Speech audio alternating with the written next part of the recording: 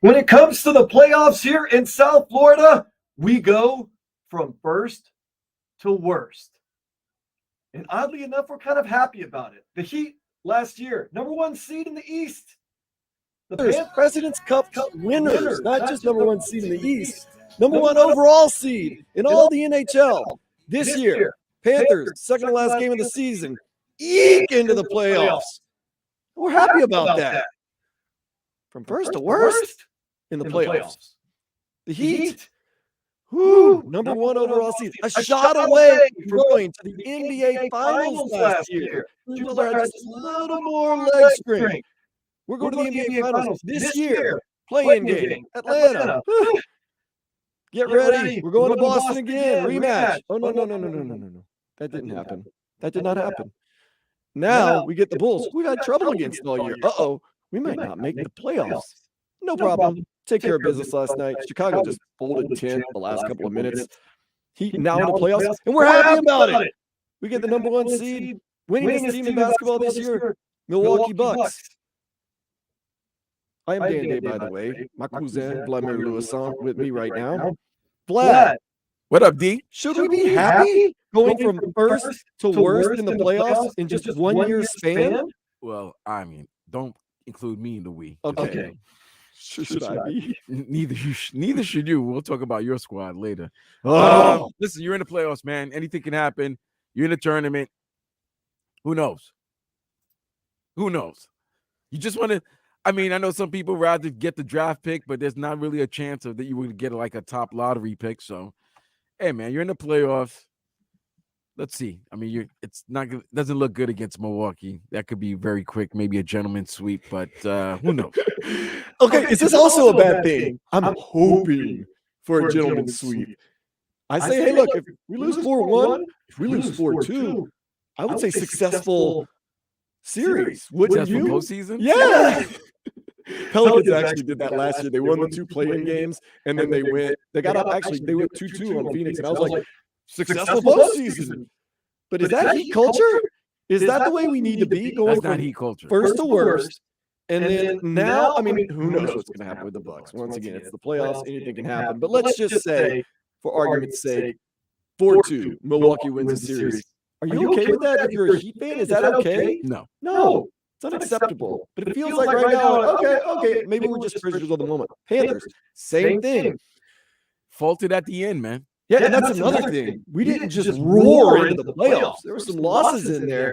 Kind of got in, kind of doesn't. But they did have the tougher schedule towards the end of the season against, like, when you're comparing against Pittsburgh and the Islanders, and those teams lost to the Capitals and to the Blackhawks. So nobody really played well going down the stretch. But Panthers are in, Heat are in, and we have postseason sports in South Florida.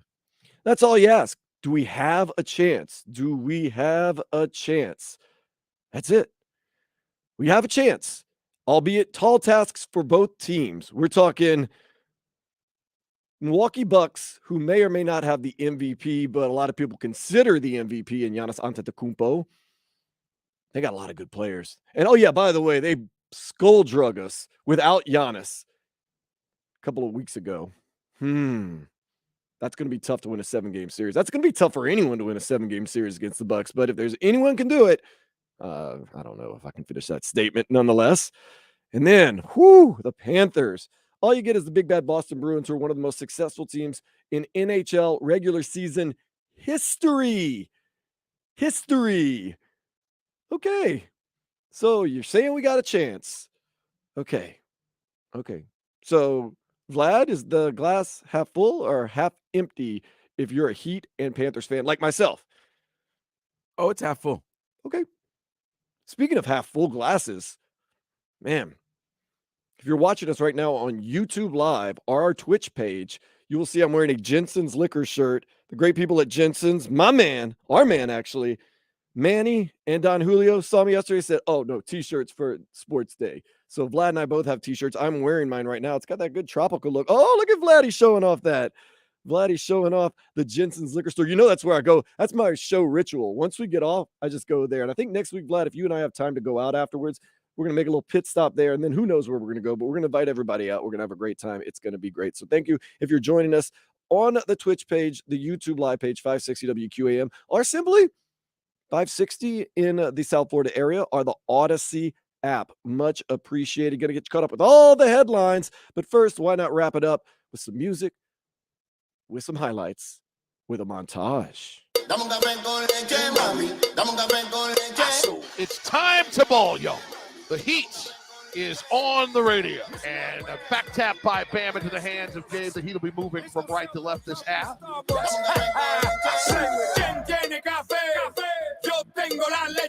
Welcome inside FLA Live Arena here in Sunrise. Panthers and the Maple Leafs here this evening. The Panthers have the ability to clinch a playoff spot tonight.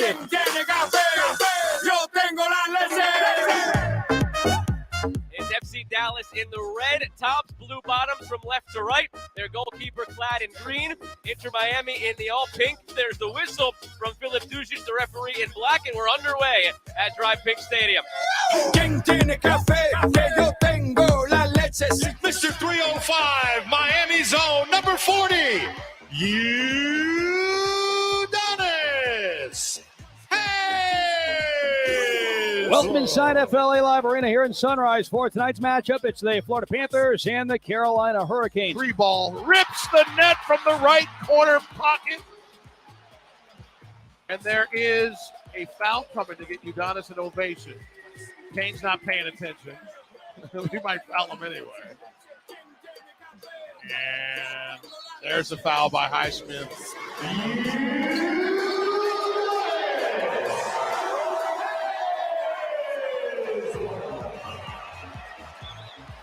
Foot race going down to our left. Tavares is going to get there. Left circle, cuts in. Tavares backhand, he scores, and the Leafs win it in overtime. 2-1, John Tavares. 21.3 seconds left in overtime. And this one is win number 44 against 38 losses. Once again, the final score, the Heat victorious, 123 to 110. And there's the final whistle by the skin of their teeth. FC Dallas holds on. It's a fifth straight loss for Inter Miami. Hawks 116-105, and that will be the final. Congratulations to Atlanta. They're off to face the Boston Celtics. They'll start their series on Saturday. Game is over. The Panthers have lost to Carolina 6-4, the final score here tonight. That's it for the regular season. The Panthers are playoff bound. Milwaukee, here we come. Once again, the final score.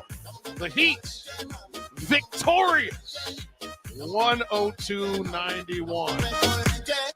Let's hit the headlines right now. As you just heard, the Heat won last night. Max Strus hit a clutch three, and Jimmy Butler scored at 31 as the Heat defeated the Bulls 102-91. Miami will face top seed in the East, Milwaukee, in the first round of the playoffs. Game one tips tomorrow at 5:30. Vlad, you and I are going to be on the air tomorrow from noon to 4:15, doing an extra 15 minutes to get you ready for the Heat Bucks game one, because we know one thing. When there's a big basketball game, or pretty much a big game, you and I are all about doing an extended, elongated pregame like no other, with coverage like no other. Oh yeah, when it comes to basketball down here, and when they're in the postseason, yeah, I don't know if anything beats the 6.5 hours we did for the Hurricanes. Nobody does. Nobody does it like the Sports Day show. Nobody does it like the Cousins, Vlad and Dan, because we always go the extra 15. Now we're gonna get into some of the stuff you got into last night. Did you get to watch the Heat game? No. Okay, I got to watch it, and when Max Strus hit that three, and it was a no-doubter, I had no doubt the game was over. Although the game was not technically over, it was over. After that three, seriously, Chicago, the white flag was raised above their bench. Max Strus, you wait for him to play like Max Strus all year long. He doesn't really play like Max Strus very much all year long, but when you need him, boom, he comes through. That was a dagger. And now we go on to Milwaukee. We want that smoke. I don't know when you want that buck smoke. In other play-in news, the T-Wolves, they rolled OKC to advance the playoffs 120-95. We got some playoff action today coming up at just 1 o'clock. It begins. Nets 76ers. I got the 76ers. What about you, Vlad? Yeah, I got Philly. Hawks Celtics at 3:30. Come on, I got the Celtics. I got the Celtics. Uh-oh. Well, it would have been, if the Celtics, if the Heat had won on Tuesday, yeah, it would have been that. Yeah, it would have been 3:30 Heat Celtics. Didn't beat the Hawks. Now, this is the one that I know you're interested in. Knicks, Cavs, 6 o'clock. I got the Knicks. You already know what I got. No, I'm telling you. And I think the Cavs, orange and blue skies, baby. I'm telling you. Orange and blue skies. Julius Randle's supposed to be coming back for tonight's game. Yeah. This is one of those, it's a toss-up. I think it's a 7-game series, but I think the Knicks have enough to at least get this first one. The Cavs are sneaky better than a lot of people think, but it's going to be a great game. But I do have the Knicks. And then this one's got me, this one's got me stoked up tonight. Yeah, you've been on Sacramento all season. Warriors, Kings, 8:30. They haven't played a playoff game in Sacramento. It's been 16 years. Damn, 07. You got to win. You can't go in there and lay an egg after 16 years of not having a playoff game over there in Sacramento. I got Sacramento. The Warriors are atrocious. Wait, you got Sacramento? Yeah, of course I got them. And the Warriors are atrocious on the road. That doesn't mean they don't have championship pedigree and they can't win tonight. But I got to ride and dance with the girl that I brought to the dance. And I got to go with the Kings tonight, 8:30. Warriors. Will I be watching? I'm gonna try. I'm gonna try to go out to eat tonight and go somewhere with a TV. Let's go somewhere nice. And then you're not listening. Yeah.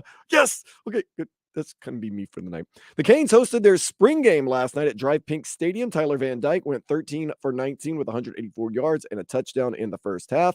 There were roughly about 7,000 fans in attendance. We're gonna get into this, Vlad. What do spring games really mean? I know what you're gonna say, but hold tight. We're going to get to it in just a minute. The Panthers begin their playoff push against top seed in the East, Boston. That is going to be Monday at 7:30.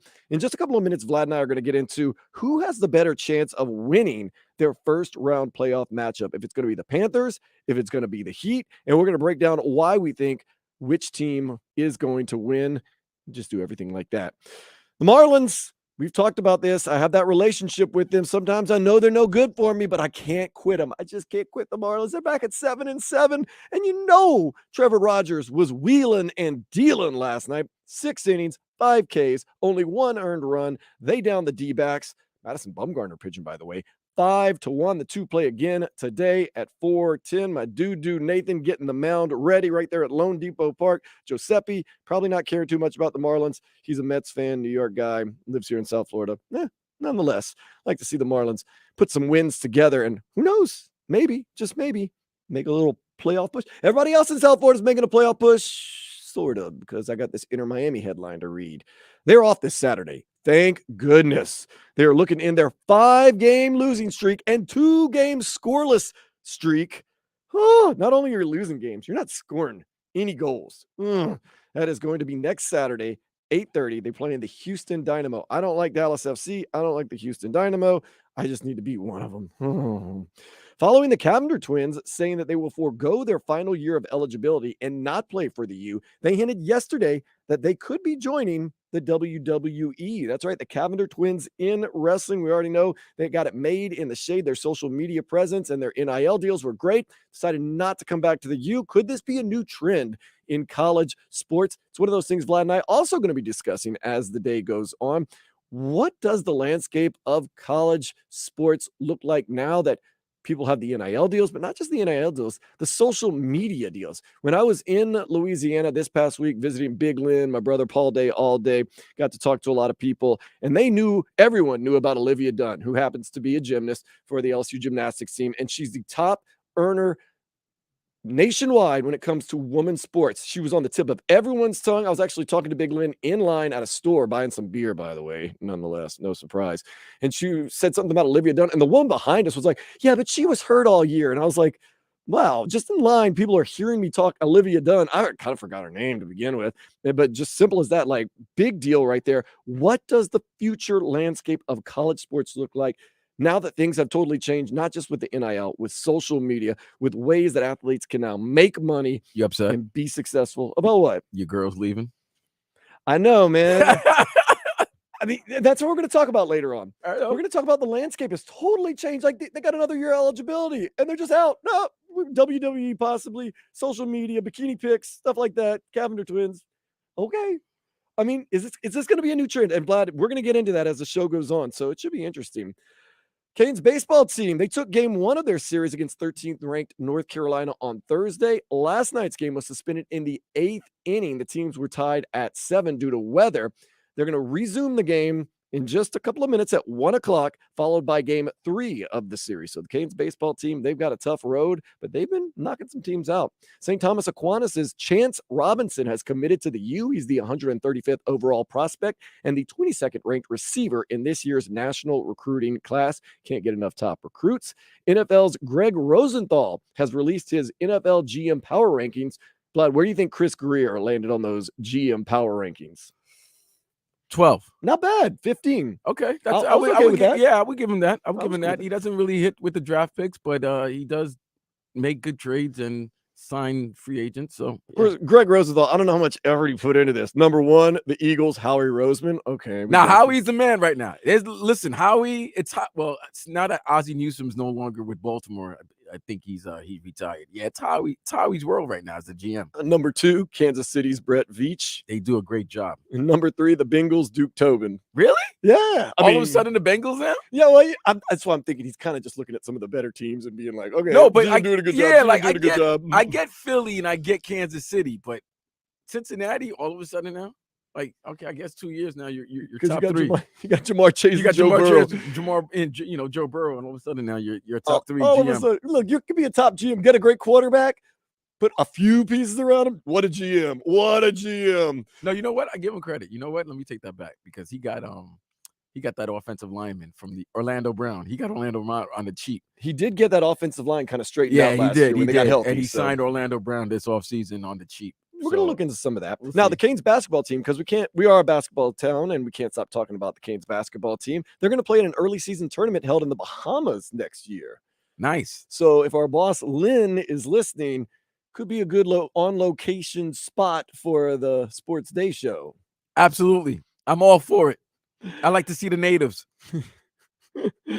And get this, last night, after opening the season a record tying 13-0, the Rays lost their first game last night, 6-3 to the Toronto Blue Jays. Sick of them. I don't know. You know what I'm not sick of, though? Taking a step into the day spa.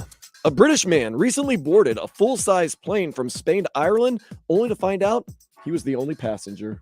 What a lot. Yo, dude. I'm taking my clothes off. What? I'm home.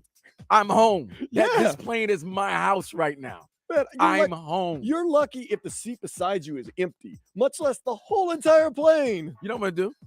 I'm gonna go to every aisle and put on a different program and just watch it. Just ball, man. Rarely can you ball like that in your life, and he got the chance to do that. I'm taking an edible too.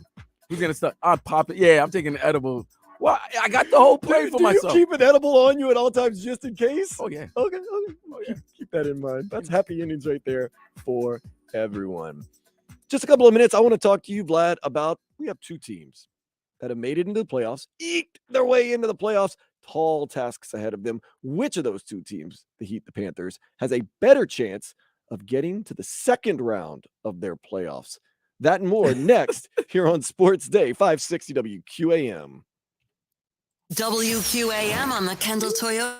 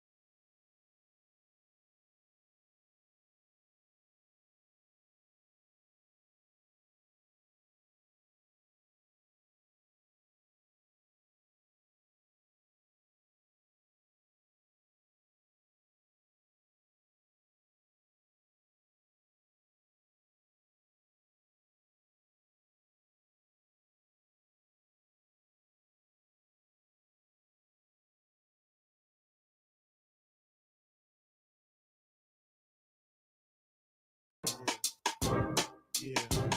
On your mouth. Yeah.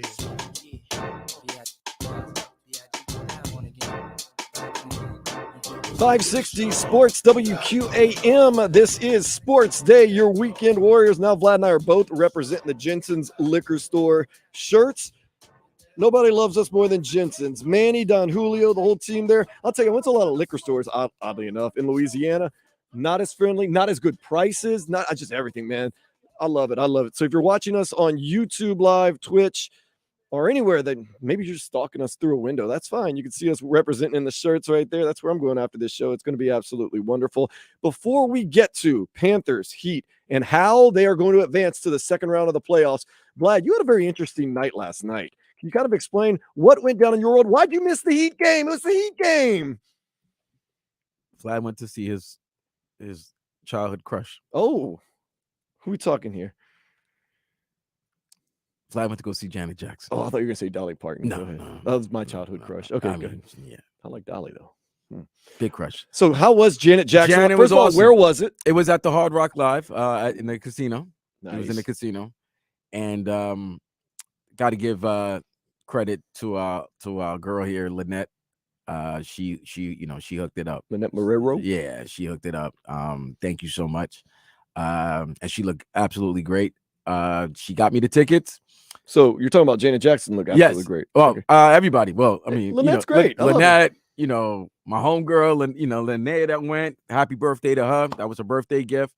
And Jet, dude, I was, the verses. You remember the verses that happened 3 years ago when everybody was stuck in COVID? Mm-hmm. And it's always, you take your 20 best songs and you go against another artist 20. Yeah. Dude, Janet's got a hard 20 that I don't see anybody beating her. Like real hard 20. I gotta ask you, when she played Rhythm Nation, did she break it down? Did she? She still got the dances. She still got the moves, bro. The chair came out. The chairs came out. Man, when the chair came out, Vlad was happy. Pleasure Principle, yeah, man. It was great. It was an awesome concert. And her opening act was Ludacris. Oh, yeah. Now he's got some jams. I play some jams when I'm out like at Duffy's on Thursday, and it's just hit after hit after hit. Everybody loves it. You forget. I mean, God, we're getting older now, Dan. But I'm like, I was like, oh my God, like, damn, I forgot about this Luda. Like, I forgot about this John. I was like, Fantasy, Roll Out, Area Codes. He didn't even do Did he do Too Fast, Too Furious? Yeah, he did. He did that. He didn't do Sticky Icky. He didn't do that one. No, what's the one? How you ain't gonna let me, girl? I'm me. Yeah, he did that. Yeah, he did that. You're the whole reason I'm a VIP. You and VIP. Yes, he did. That was classic. One of my top 5 all-time lyrics right there. No, Luda got some bars if you really think about it. Yeah. It's funny. It's like right straight to the point. Great concert, bro. Great concert. And she's performed. It was the first date of her tour, and she's also performing tomorrow night at the Hard Rock. So if you missed it, get it again. Yeah, if you did miss it, get it again. But yeah, I'm glad to hear Janet still got it. Oh man, auntie vibes, B. She was giving auntie vibes. It was like, bad one. That is an all-time bad. That's an all-time bad one. Not just a bad one. All time. All time. All right, now we have to hope that the Heat and the Panthers now have it. Very tall tasks. Best team in the NBA? Milwaukee Bucks, record-wise at least. They got some star power too, not to mention. Heat got to take that into Milwaukee, win a 7-game series. Panthers, not much easier. One of the all-time greatest regular season NHL teams, the Boston Bruins, got to go into Boston, win a 7-game series. Asking you honestly, Vlad, if one, we can pray both teams make it out. I'll give you the answer. Who do you think is more likely to make it out of round one, the Heat or the Panthers? Panthers. Okay, break it down. Goalie. Other than the starting quarterback of an NFL team, I think the goaltender may be the most important position in sports, especially in the postseason. Like, you need a quarterback, you need a starting pitcher, and you need a goaltender. And a goaltender can really, really like take you to an unbelievable postseason run. St. Louis, the Blues did it with Bennington a couple of years ago. Sorry about that. Down here in '96, wasn't it Van Beesbrook? Yeah, he went crazy. Like, it took him to the Stanley Cup final. A goaltender can do it. And I think our boy Sergey's not going to be playing. Sergey's not going to be playing. I think they're going to go with I mean, Alex Lyon's been great. Again, you got to go with the Lion Tamer, man. So I think Lions, if he plays well, and that's the thing, you play well, you start putting a little fear in Boston. Because here's the thing, if they lose a game, that's pressure. You can't, like, Boston has to get to the Stanley Cup. The Bruins have to get to the Stanley Cup. It's a failure for Boston. Absolutely. Unless they make it to the Stanley Cup. Even if they kind of lose the Stanley Cup, it's a minor failure. Right, depending on how they lose. Like, you don't want to get swept, but they have to get to the Stanley Cup. But like you put a W on them early. And all of a sudden, you're a 1 seed. You're supposed to be doing this, but it's happened in the past. Is Boston going to be another team that has gone in as the number 1, and there's been a number 8, and they have a good goalkeeper, and all of a sudden, So I think a goaltender. I think because of the goaltender in the goaltending position, where the goaltender can actually, you could ride that goaltender to series wins, not even one, but like 2-3 series wins. So I think the Panthers have a better shot of upsetting the Bruins than the Heat have a chance of upsetting the Bucks. Who do you think? 305-567-0560, the number that you can text in. Also, you can make a comment on our YouTube Live, our Twitch page, and not to mention, you can just always try to yell at us and scream at us on the streets. I do understand what you're coming from saying the Panthers, because we know the NHL playoffs are wild and wacky, and anything can happen, and anything has happened. Great comebacks, upsets, everything like that. Your goaltender starts standing on his head, and Alex Lyon, you really can't say he hasn't been standing on his head. You've got the experience of Paul Maurice.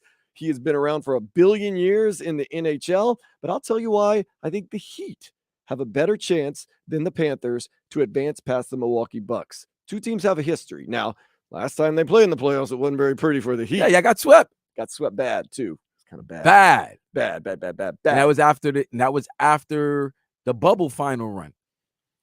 But you got Eric Spoelstra. Okay, they got Mike Bolton. And you got a team that is really good at defense, and we know the game slows down a little bit in the playoffs, and you get some defense. No, they can't. Okay, you know who plays good defense? But you know who might plays good defense? Yeah, I know. Milwaukee. You got one of the best two-way players in the league, Drew Holiday. I understand that. And you look at that. You haven't even mentioned Giannis. They got Chris Middleton, who's one of the most clutch players. I don't need to mention these guys. We know who they are. DiVincenzo is a good player. I understand that. But I'm telling you, you got playoff Jimmy. You got Max Strus, who, once again, I'm a prisoner of the moment. I'm the first to admit it. He's playoff Max Strus like last year, hitting big shots. Keep your feet in bounds. We're going to be okay.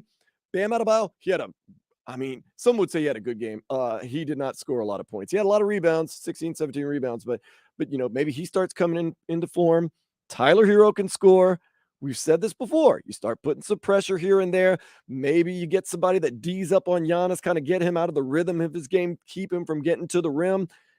Eric Spoelstra's got a game plan. I'm telling you that. Eric Spoelstra doesn't sleep this time of the year. He's game planning for everything. Now, the Bucks, they have a whole lot of options, offensively, defensively, all over. That's why they won so many games. That's why they're so successful. But you got Eric Spoelstra making the game plan. You got playoff Jimmy.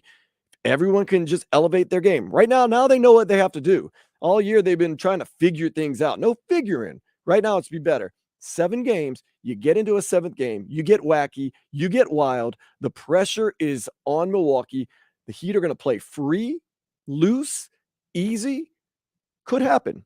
Like I said, it could happen. It's going to take a lot. And like I said, everyone needs to hit. This is one of those things. Well, what if such and such doesn't hit? No. Everyone needs to elevate their game. Everyone needs to hit. Thing with Giannis, yeah, I understand that. Everybody's like, well, just stop him from getting to the rim. Well, nobody seemed to figure that out. Everybody knows what he wants to do. Same thing with Zion Williamson when he plays. Everybody knows what he wants to do, but that's what good players do. They get to their spots and they do what they want. But I have this feeling with Spo, with Jimmy, if everybody else can just elevate, Hero playing some hero ball, making some big clutch shots, Max Strus hitting the big shots, Bam Adebayo being a physical presence during the physical playoffs, they can make it happen. So now that Vlad and I have laid out all the scenarios, and I'm saying the only way the Heat are getting through is in 7 games. No way they're going to close it out in 5 or 6. Definitely not 4. There's no way Milwaukee's going out like that. Probably also you'd agree, Vlad, if the Panthers get by the Bruins, it's going to be 6 or 7 games, if not 7, correct? Oh, yeah. If any of the local teams win, it's going 7. Usually they're not sweeping. I mean, if they sweep, Jeez. No, the Heat have barely won 4 games in a row all year long, so that would be tough right there. So let's not get our hopes up too much. Someone did on our Twitch page, they sent in that Heat in 5. I'm like, that's brave. I'm gonna take a picture of that, and if it happens, hey, drinks on me. We'll go to Jensen's. I'll buy you a couple of mango Ritas and some Prestige beer because Vlad and I love the Prestige beer, the Haitian beer. But Prestige beer. now, Vlad, Prestige worldwide, Prestige. So, with all that being said, Vlad, with the great arguments that both you and I have laid out, what are the chances one of these teams makes it through to round 2?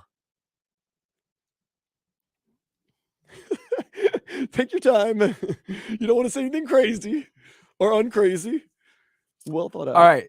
Panthers have a 13% Yeah, I was going to chance. say 10. 13. I'll give them 13. And the Heat have a 7. 23%. Oh, so you're giving the Heat that 23. I'm going to give them 23. Giannis, Giannis turns his ankle. God forbid, but Giannis goes down. The team is not as three-dimensional as they usually are. Playoff Jimmy gives you 40 points a game. I mean, the problem now is that when Giannis goes down, Drew Holiday can just take over and score 40 and 50. And you got Middleton. They got a lot. They got which one of the Lopez twins? They got Brook. This guy's a good defender and he can shoot threes now. So they got a really loaded team. They have championship experience. It's gonna be a good series. Yeah. But do you buy into this? The Heat are built for the playoffs, so watch out. No, because I'm not buying that. They can't score. Right. It's very difficult for them to score. Like, yes, you had a great game from Strus last night, but can you count on that? Night in, night out. Can you count on that 4 out of 7 times in a series? Now, Paul Maurice has said it from the very beginning. The Panthers are built for the playoffs. Do you buy into that? No. No, I don't either. I believe if you're built for the playoffs, you're not just built for the playoffs. You're built to escalate into the playoffs. During the regular season, you might play a certain style, but you also get your wins and you get a decent seed along the way. And then when you get in the playoffs, then you have a chance. But it is a long, long road for both South Florida teams. We are going to be cheering for them tooth and nail. If one of them advances, woohoo! If both of them advance, wow. It would be one of the greatest miracles of all time. Listen, they both 8 seeds. If they upset the 1 seeds, and we're talking about championship favorite 1 teams. Milwaukee's got to be a favorite in the NBA to win the Larry O'Brien Trophy, and then the Bruins are definitely the heavy favorite to hoist Lord Stanley's Cup. Do you take any encouragement, as I said in the beginning of the show, that last year both teams were number 1 seeds, and maybe that kind of residually? No, that's actually quite concerning. That is. How do you go from top? How you go from top 10 to not even mention at all? Yeah. Like, okay. you know what I mean? I'm looking for a silver lining here, Vlad. I don't know what's I don't going know, on. bro. Like, you had the number 1 seed. Remember, both were the number 1 seed. Both were number 1 seeds. No, you had a game 7 in Miami. Jimmy missed a shot. And then the Panthers, even though they lost to the Lightning, but every game was close. And you also got that first series win in a long time, in decades. So yeah. So we'll see, man. We'll see. But look, we got postseason action. And you can hear all of it here on 560 WQAM or on the Odyssey app or one of our QAM affiliated stations. And that's all you can ask for. Tomorrow, Vlad and I from noon to 4:15 going to be leading you up to preheat with Alejandro Solana and game 1 of Heat Bucks. Let's make this happen. Up next, we're going to get into what I like here on 560 WQAM. Hey.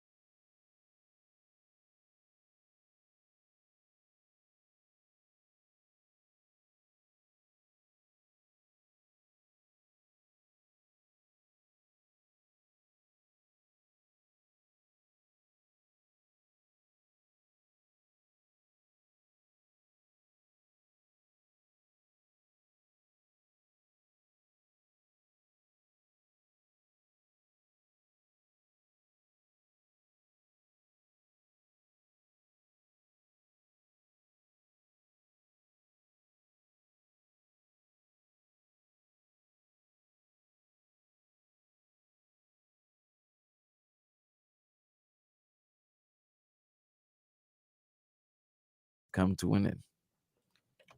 The 13-0 Rays are on the cusp of history. With a win tonight, Tampa Bay will break the modern-day record for the most consecutive victories to begin a season. And the Blue Jays will hand the Rays their first defeat of the season and take the opening game of this big April series by a score of 6-3. All right.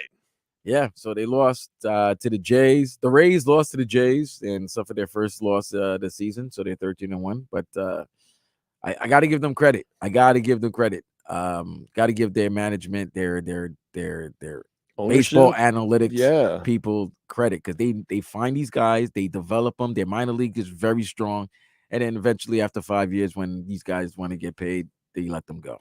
Yeah, it's interesting what they do in Tampa. They've always been pretty good for the most part.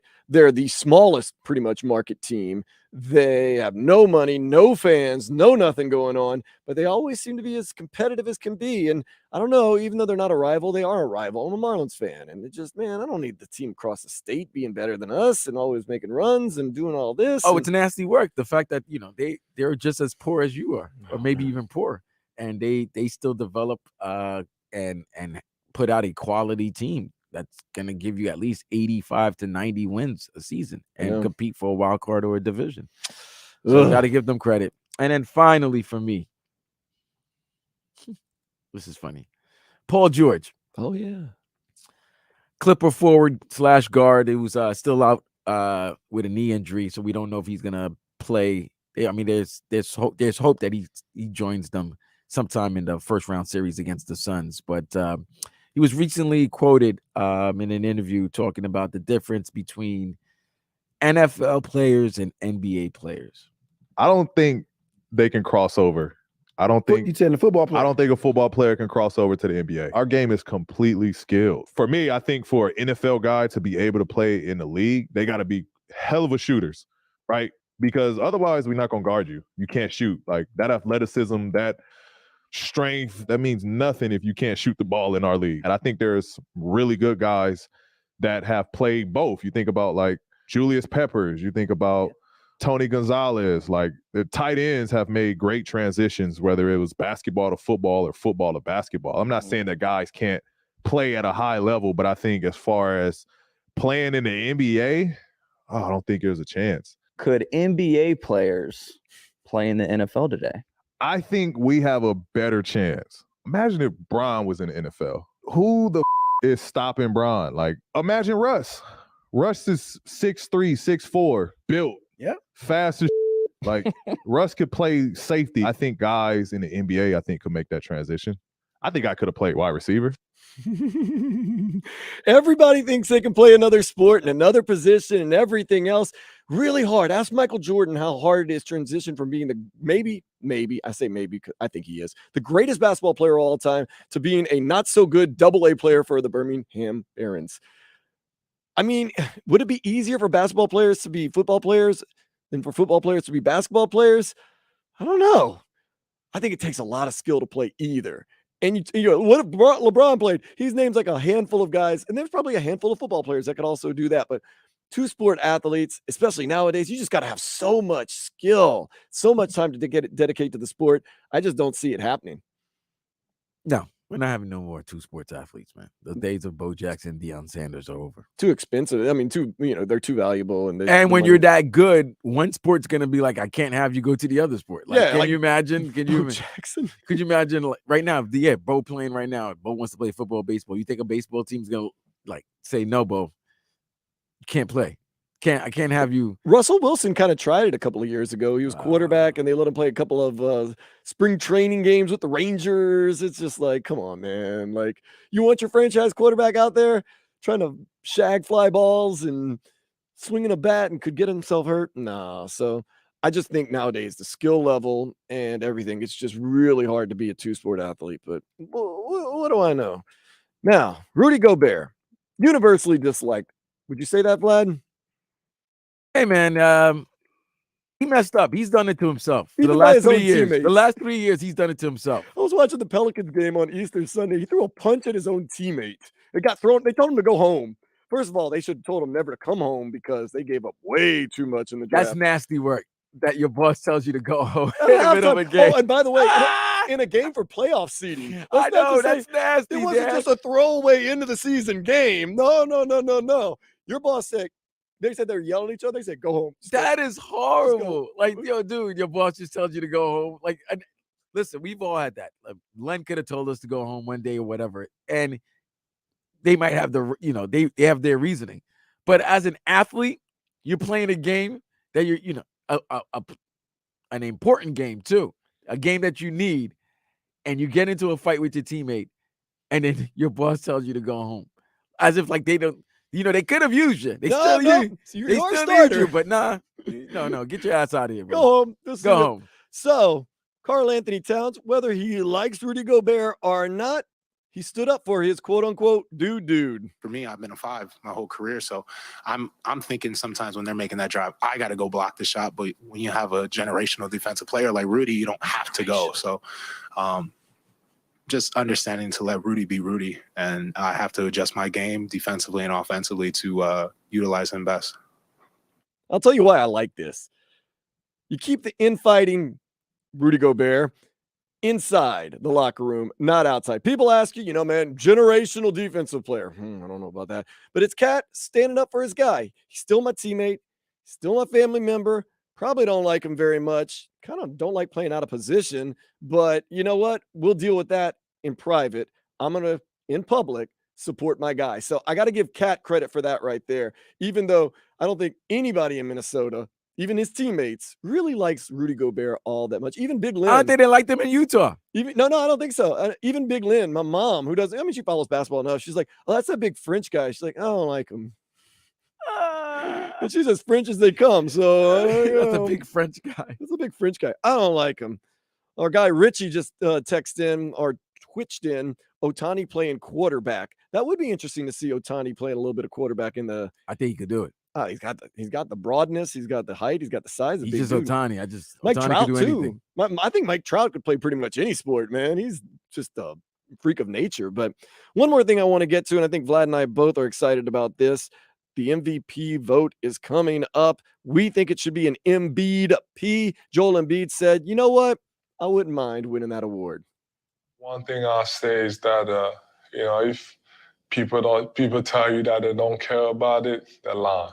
That's the best award you can get as a basketball player. It means a lot, But if I were to win it, it would be, it will validate all the work that I put in. That's why I care. That's why I cared about it, because you put in so much work, and if you get that recognition, it just validates that you didn't waste your time. But, like I said, if someone tells you that they don't care, that's bull. Give that man the trophy after all this, man. Come on. He comes out and says it. Look, people saying that they don't want it and they don't think it's important, get the beep. Joel Embiid's had an unbelievable season. He has led his team. He has done with high character. He has been honest. He has been open. Look, the other two guys, Giannis, not taking anything away from him, although we are playing him in the first round of the playoffs. So we're going to check him out. Jokic, great player. They've got their MVPs. Let's let Joel Embiid have this one. He deserves it, in my opinion. And even after saying that, it would validate all the hard work that I've done. Reward that man's hard work. That's what I say. Joel Embiid, he should be the Embiid P. But it's not up to you and I, Vlad. We don't have a vote.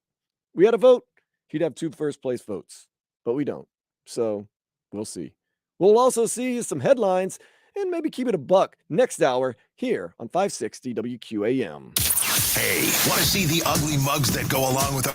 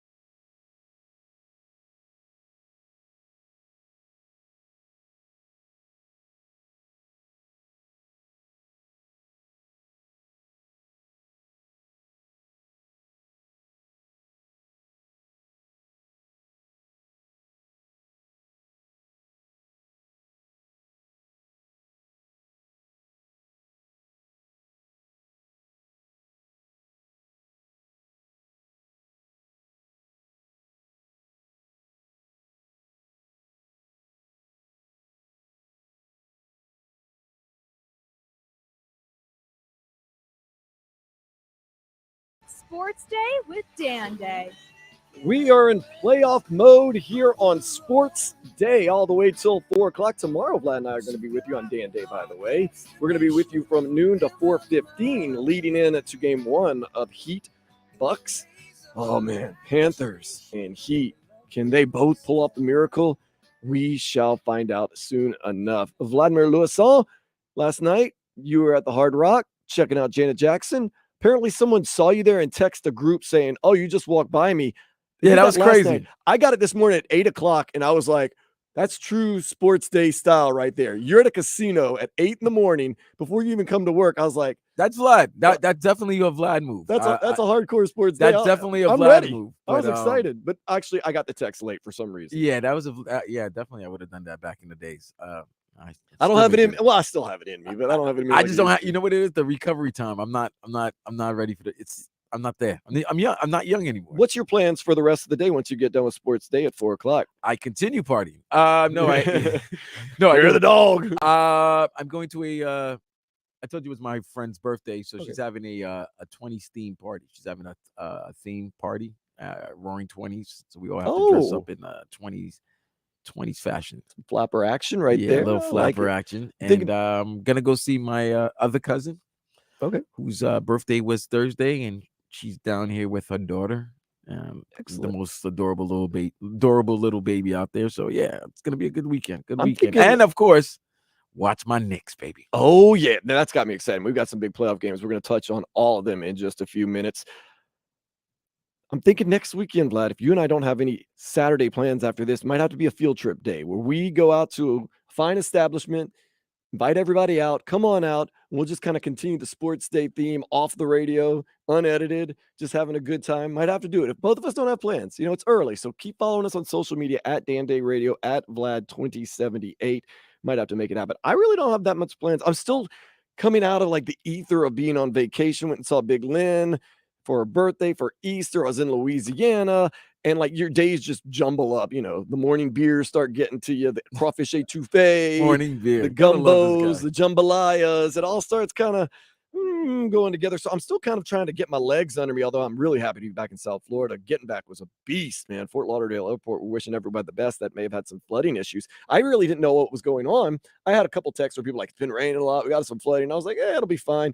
Until I got to the airport on Thursday, and they're like, your flight's been canceled. I was like, whoa, no. And then I realized it was real serious. But other than getting off, maybe hitting up Jensen's liquor store afterwards, maybe get something to eat. I haven't really eaten since I've gotten back from vacation on Thursday. So maybe a solid meal. And then, I don't know, just kind of hang out. So I'm just glad to be here with you. Get ready for tomorrow because we got another big day tomorrow, getting you ready for the Heat and the Bucks game. Want to wrap up everything that happened in this great sports week in South Florida. Hit the music, Vlad.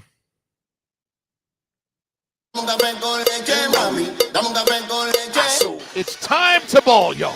The Heat is on the radio. And a back tap by Bam into the hands of Gabe. The Heat will be moving from right to left this half.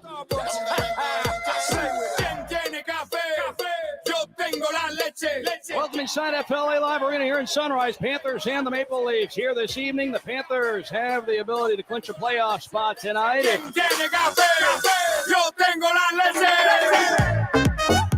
It's FC Dallas in the red tops, blue bottoms from left to right. Their goalkeeper clad in green. Inter Miami in the all pink. There's the whistle from Philip Dujic, the referee, in black, and we're underway at Dry Pink Stadium. Mr. 305, Miami Zone, number 40, Udonis. Welcome inside FLA Live Arena here in Sunrise for tonight's matchup. It's the Florida Panthers and the Carolina Hurricanes. Free ball rips the net from the right corner pocket. And there is a foul coming to get Udonis an ovation. Kane's not paying attention. We might foul him anyway. And there's a foul by Highsmith.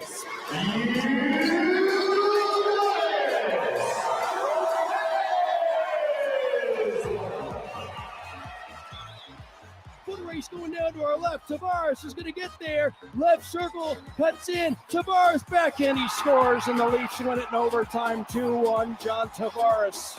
21.3 seconds left in overtime. And this one is win number 44 against 38 losses.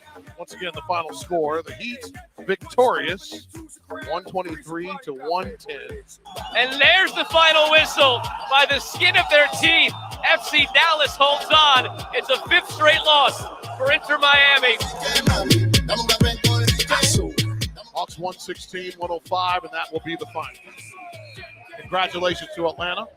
They're off to face the Boston Celtics. They'll start their series on Saturday. Game is over. The Panthers have lost to Carolina 6-4, the final score here tonight.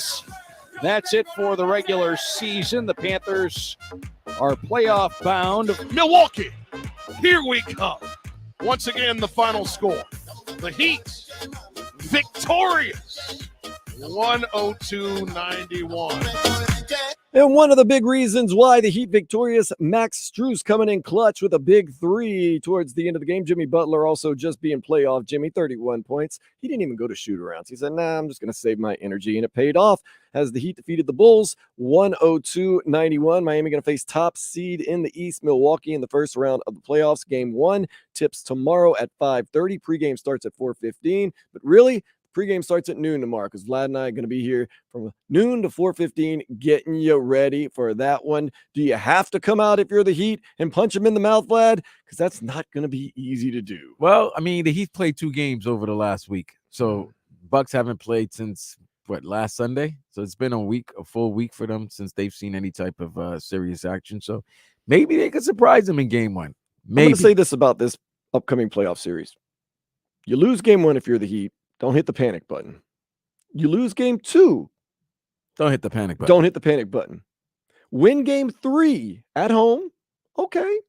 But if you lose game 4 and you go down 3-1, you go ahead and hit the panic button right there. Oh, I don't even have to hit the panic button. Just if you see 3 in the other column, go ahead and hit that panic button. No, you don't have to hit the panic button. Just get ready for Cancun. 1, 2, 3. Cancun. Cancun or, Santo Domingo. So that's what you start worrying when you see a 3 under the Bucks name. Now, if you have a 3 under your name, okay. But if you see a 3 under the Bucks name, hit that panic button. 1, 2, okay. Vlad's saying you see 3, start booking the trip to Cancun. I'm saying, no, hit the panic button. And then, of course, 4, you're 1, 2, 3 Cancun. We'll see what happens. Maybe you come out and punch him in the mouth, but I don't think it's necessary to punch him in the mouth right away, get that first win. It would be nice. But then again, who is like, no, we don't want to win the first game of the series. Everybody wants to win the first game of the series. It's like when teams say, we want to come out fast, as opposed to, is your game plan coming out slow? I hate when I hate that. I hate when teams say that. Well, we want to get off to a fast start. Really? Because I was thinking maybe you can just not score the first couple minutes of the game and, figure it out from there. I don't know. In other playoff news, the T-Wolves, I did not see this coming. Of course, OKC, they eliminated my Pelicans on Big Lynn's birthday. Not very nice, but OKC. But the T-Wolves said, OKC, okay, you're not going to the playoffs. 102-95, that was a trouncing. So now the T-Wolves advance. They get the Denver Nuggets. Should be interesting because it seems like if you look at both teams' history, neither want to win a playoff series. So both teams see which one is going to want to lose it more. Still got the Nuggets in that one. Let's see today's playoff action. Getting underway in just a minute. You got Nets, 76ers. You know those Nets, they're sneaky good. But Vlad, do you sweat it out? You still got the 76ers? Yeah, I mean, look, I don't like the Nets, even though they play in Brooklyn. Obviously, they're not the team. They're not the city's team. They're not the city's team. They're not, they're not even Brooklyn's team. We don't know. Brooklyn really doesn't claim them. That's true. But no, I have Philly winning. I have Philly winning. I have Philly meeting Boston in the second round. I think Boston, clipped the Hawks. And then I have my team winning. And hey, listen, it'd be great down here if the Heat could pull off an upset. And then you have Miami, New York in the second round. That'd be unbelievable. We'd be going nuts. That would be great, because then I think if you upset Milwaukee, then everybody's going to start thinking that the Heat have a chance again. I'll tell you about this Hawks-Celtics game coming up at 3:30. I could see the Hawks punching the Celtics in the mouth in this game 1. You got Ice Trey. You got DeJounte Murray. First 3 minutes of the game. No. Something's going. Ice Tray, DeJounte Murray, They Clint Capella. gonna broil him. Boston has a rookie, quote unquote, rookie head coach. Maybe just in the first game, I'm saying I could see if there's an upset special. I could see some Hawks action today over the Celtics. I don't see the Hawks. I'm not saying the series is over by any stretch of the imagination. I don't see the Hawks winning. Hawks been known to punch a team in the mouth in this kind of quote unquote They playoffs. punch the Heat in the mouth. That's what I'm saying. But that's the Heat. Like man, you're blinded by Miami sports love. The Marlins blinded you. Well, that's different. I'm in a relationship with them. Oh, you're in a relationship. So what's your relationship with the Heat? I just really like the Heat. Oh, okay. They're my number 2, right That's- behind the Pelicans. They You gotta keep them in line, you know. Well, the Knicks, they do play the Cavs at 6:00. I got the Knicks barely winning. I'm telling Vlad, don't get too high, don't get too low in this game. It's gonna be nip and tuck. It's gonna be nasty. There's gonna be points where you think the Knicks are gonna win. There's gonna be points where you think you're gonna lose. I don't think I may be the only crazy one that think I think it's gonna be a competitive series, but I don't think it's gonna go 7. It might go. I'm just saying today. Oh, today? Today. Like you said, it's another series. I don't think any road team that loses the first game should be in panic mode. Right. No, not yet. Not yet. Right. Early. Especially game 1. But I think there's certain teams they lose. The home teams they lose, they should be in panic mode. Like Sacramento would be in panic mode if they lose to Golden State tonight. Warriors Kings tonight at 8:30. All signs point to the Kings winning. They haven't had a home playoff game, haven't been to the playoffs in 16 years. The Warriors are atrocious on the road. The Warriors are aging, yet they do still have that pedigree. And Sacramento, like I said, hasn't been there for 16 years. So I've been on Sacramento's tip pretty much most of the season. I'm not going to say it, but it could get nasty for the Kings tonight. Oh, goodness. But I'm sticking with them. Sticking with them. They got enough to push through tonight. The Canes hosted their spring game last night at Drive Pink Stadium. Tyler Van Dyke went 13 for 19 with 184 yards and a touchdown in the first half. There's roughly about 7,000 fans in attendance. 7,000? That's not bad considering the weather and the flooding. And Getting everything. there, Yeah.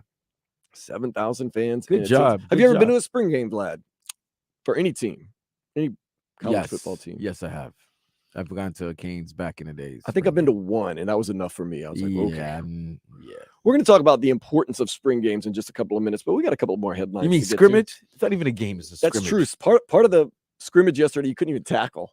Like, how can you evaluate? You know, okay, we'll get to it. We'll get to it. The Panthers, they begin their playoff push against top-seeded Boston Monday night at 7:30. Boston won the President's Trophy this year in the NHL. Vlad thinks the Panthers got a better chance of getting out of the first round than the Heat do. Hey, if Alex Lyon can be the Lion King in the net, in goal, you never know. Crazier things have happened. That, to me, like I said in the first hour, there's, other than quarterback, I think the most important position in any postseason is a goaltender, a goalie, a hockey goalie. Oh, yeah, you know what? A goalie, even in soccer, because when we watch Champions League and you watch World Cup, if you have that goalie that can stop goal attempts or any attempt, stop shots, that's it. It plays in the opposing team's mind. Like you shoot the ball. Imagine you shooting the puck 61 times and you've been stopped 61 times. Like you're putting in unbelievable pressure on the goalie, on the defense, and he's just boom, stick save, boom, glove save, kick save, all of that.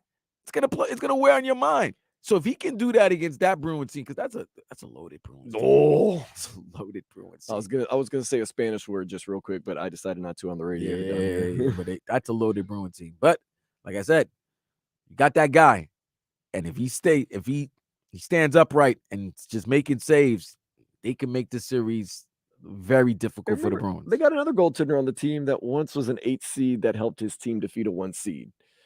Guy named Sergei Bobrovsky.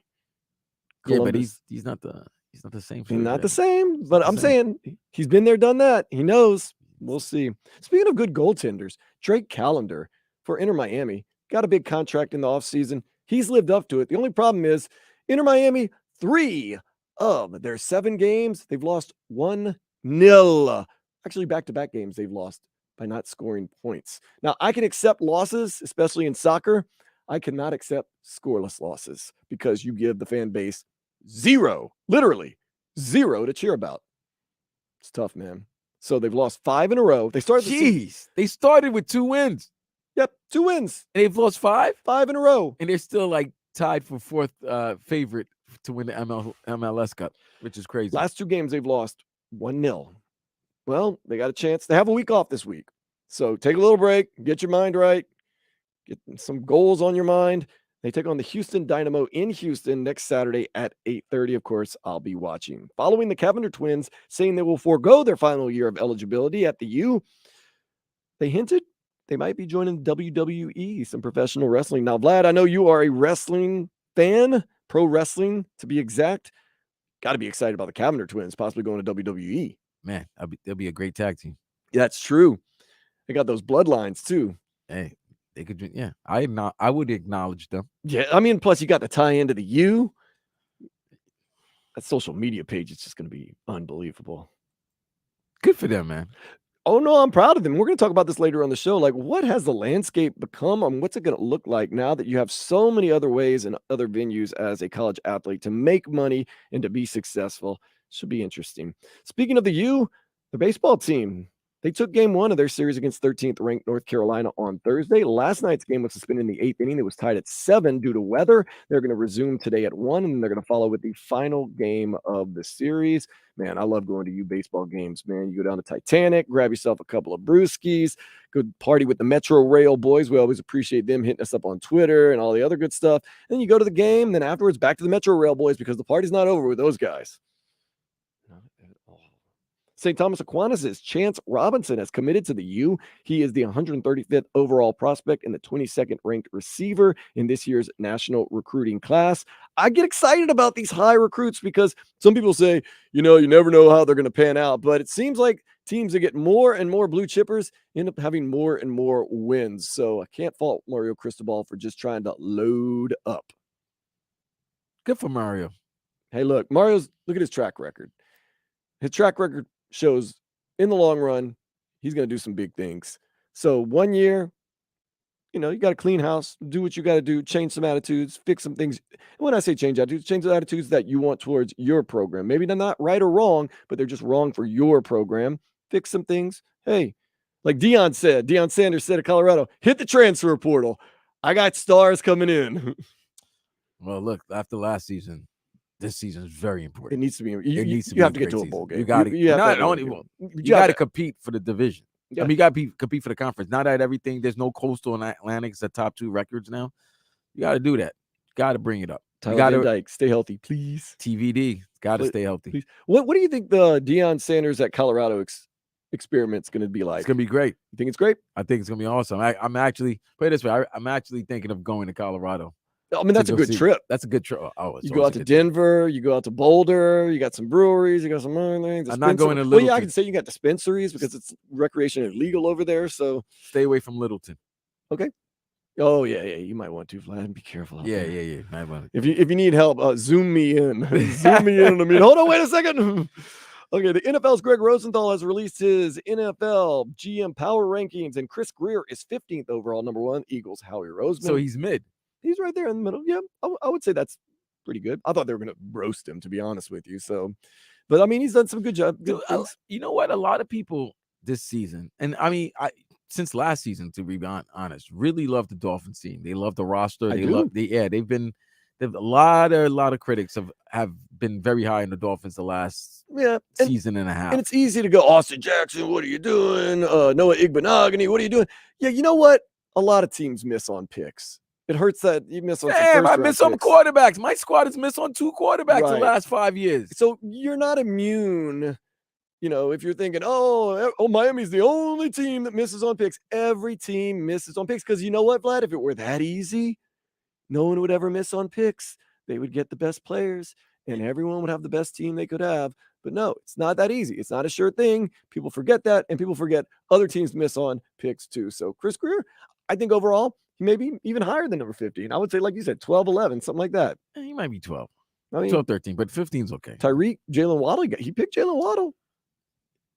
Yeah, you know what? He did draft Jalen Waddle, but he also drafted Austin Jackson. That hurt. You know what I mean? There were the two, though. Like, even when he picked Austin Jackson and Noah Igbenogany, at home, you were like, what? What is he doing? Wait, what? So, It didn't feel right from the beginning, and it definitely doesn't feel right now. Canes basketball team, they're going to have a nice little open to their season next year. They're going to play one of those early season tournaments in the Bahamas. So those are usually good tournaments. Oh, They're yeah. going to go against some good quality competition. So these wins are going to be good. Give the team a sense of what the tournament might be. I know it'll be early, though. Probably be in November. Oh, yeah. But probably during the holiday season. kind of a de facto home game in a way. Can't you catch the Bahamas in like 20 minutes in a flight? I know who they should. You know who should be in that tournament? FAU should be in the tournament. Yeah, that'd be great. You could have put them on opposite sides of the bracket. Let them try to battle it out. There you go. Yeah. And in the Bahamas, everybody, come on, man. We'll take a trip It's a to 20-minute flight. Bimini, let's go. I'm down. Shoot, you don't have to tell me. Let's Let's go. After opening the season a record tying 13-0, the Rays lost their first game last night 6-3 to the Toronto Blue Jays. You know what? Good for the Rays. Also, I like those Toronto Blue Jays. Vladimir Guerrero Jr., Bo Bichette Jr., or Junior, not a junior, Bo Bichette. I mean, the team is full of kids of former Major League players. It's my favorite. Vladimir Guerrero was my favorite player growing up. Now, as a grown up, his son, Vladimir Guerrero Jr., is my favorite player outside of the Marlins. He has a great name. Great first name. I mean, and I just love the way they bat, and they're strong, and they're aggressive, and just the way they play. I love them. Speaking of love, let's take a step into the day spa. A Spanish extreme athlete recently spent 500 days straight in a cave. She wanted to study the effects it would have on her. Have an idea what they did to her. Made her a loony, angry person. 500 days. Well, that's a year and a half, in a bro. cave. In a cave, man. By yourself. You showered? I don't think so. Oh, man. That's too much, man. That would drive me crazy. Wouldn't it drive you crazy? 500 days in a cave? Nah, man.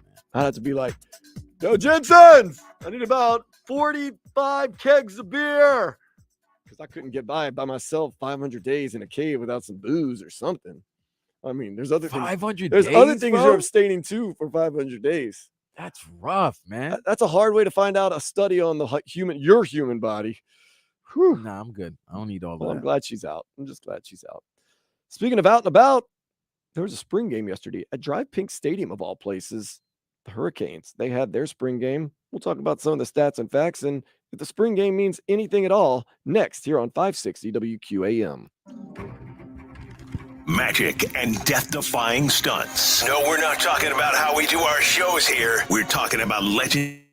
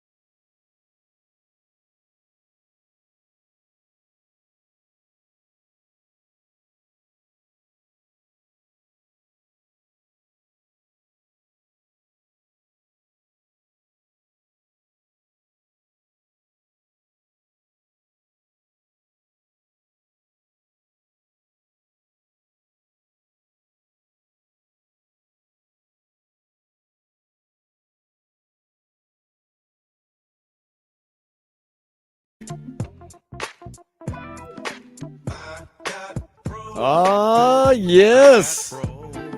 Vlad was listening to the sweet sounds of Ludacris yesterday as he opened up for Janet Jackson at the Hard Rock Casino. Pros.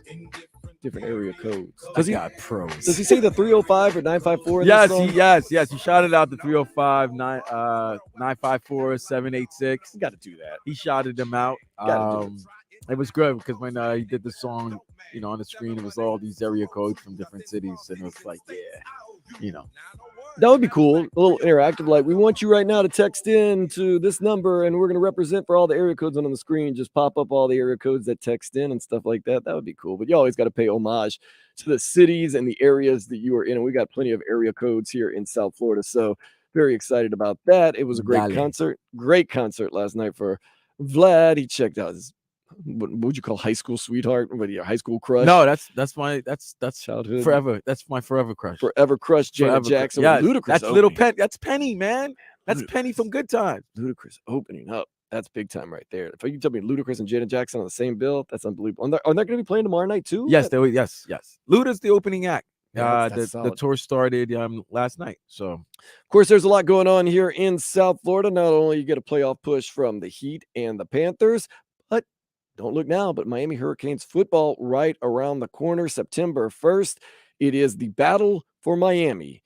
University of Miami versus Miami of Ohio. Winner gets to use the name Miami in their official name. Loser has to pick another name. It's just one of those things. That would be great. That would be awesome. That and you talk about the stakes being high. Whoo, man. You know what I love? You know what I hate when teams have the same same nickname. Oh yeah, like so Tigers versus Tigers, like the Wildcats versus the Wildcats. Now you got to play each other to see who's the Wildcat, like who's forever the Wildcat now. You have the right, you have to fight for the right. Like they play for Paul Bunyan's battle axe, like Wisconsin and Minnesota. You know what? This year we get to use the Wildcats. Sorry, Arizona, Kentucky. If you play each other, winner keeps the nickname. And the cool thing is, this is the loser just doesn't have a team name. They can just be Kentucky.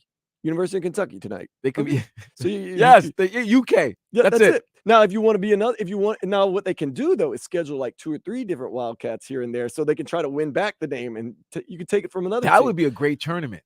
Yeah. Take all the teams with the same nicknames and then have them go at it, and whoever wins, whoever the last team standing, keeps the nickname. That's right, and all the rights to it, and all the rights to it, and all the other teams they just go blank. They go blank. Like the Washington football team in the NFL. That would be awesome. I don't mind. I would definitely watch a tournament. I still know who the Auburn is. I still know who the University of Kentucky is. I know where it's at. Yeah, I mean, when you say University of Kentucky, I'm not like, oh, well, who is that again? The Wildcats. Oh yeah, I'm like, you say University of Kentucky, I know who they are. You can't put Wildcats on your jerseys, and you can just, you can be creative like that. I think that's a Miami. See, that's why I like Miami. Miami doesn't have to worry about it. There's not a lot of Hurricanes. There's not a lot of places that's going to be naming themselves Hurricanes. Right. Good naming though, by the way. Good naming. LSU move.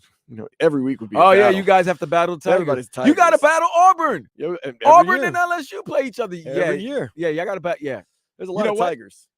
Auburn. If you play each other every year, it's always every year. It's for the who wins, who keeps the name. Yeah. So if Auburn won it last season and then they lose it this year, then yeah. And if you go on a losing streak and lose for like 3 years, you go 3 years without having a team name. You never get it. You might have to be relegated. Let's not get into relegation, because I believe in relegation, at least in the pro sports. Maybe not in college, but nonetheless. So the Canes, they did host their spring game last night at Drive Pink Stadium. How do you feel about that, Vlad? I think it's kind of cool. It's a different location. It's a different kind of game. Why not have it up there in Broward County, a different location, get some excitement going? I don't have a problem with it. I like Drive Pink Stadium, but it's not it's like one way in and one way out. You're kind of stuck there. That is true, but you do have some tailgating areas, so I know the hardcore Canes fans are out there. Yeah, but listen, 6,000 people. Was it 6,000? 7,000. Okay, 7,000. that's not bad. That's not bad. So Tyler Van Dyke goes 13 for 19, 184 yards and a touchdown in the first half. It was the offense versus the defense. So some of the receivers had some big time catches, a couple big breakups of the passes.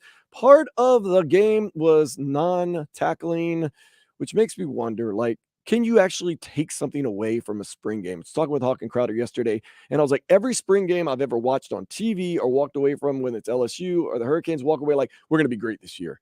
Well, you better watch out. These guys can play. And then whatever happens in reality happens in reality. Have you ever watched a spring game or left a spring game not feeling good about your team? No. You always feel great. You're always so high. But spring games, really, they're just not even a glorified scrimmage.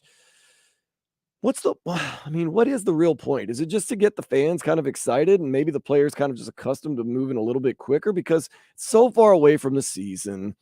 Don't really know what's going on. It's just a way to get the fan base Is that excited. it? Yeah, because here's the thing, though, Dan, my cousin. Mhm. Down here, it's very, we do a great job, like with our boy Dono with Locked On Canes podcast, and there's always an excitement, and you can build excitement, but then when it comes to the reality is not the same as the excitement leading up. You know what I'm saying? So it's great to have the spring game. It's good to get the team, to get the fan base excited, but nothing's really going to matter until September, until the games really matter, till you see those guys in action and they're scoring real touchdowns. They're making real plays. When that happens and they're winning, I think that's going to get the fan base, get the fan base back with the team, because last season was bad, bro. Yeah, no, it was really bad. Unacceptable down here, especially in South Florida with the fertile, maybe the most fertile recruiting base in all of America. To have that type of season, to lose those types of games for Middle Tennessee State. I was at that game to come in here, and they won that game outright. They were the better team on the field that day. But I'll tell you this is the thing. I know it's a good coaching experience for the coaches and the players, so I don't take that away from the spring game. But never have you heard a team that said, or a player even that said, the point in the season or point that we really came together and that changed everything was a spring game. We went out there and had a great spring game, and that just propelled us a couple of months later to win the first game of the season and continue to win the games the rest of the season. So starting to think more and more of the spring game, although, like I said, it's good for coaching.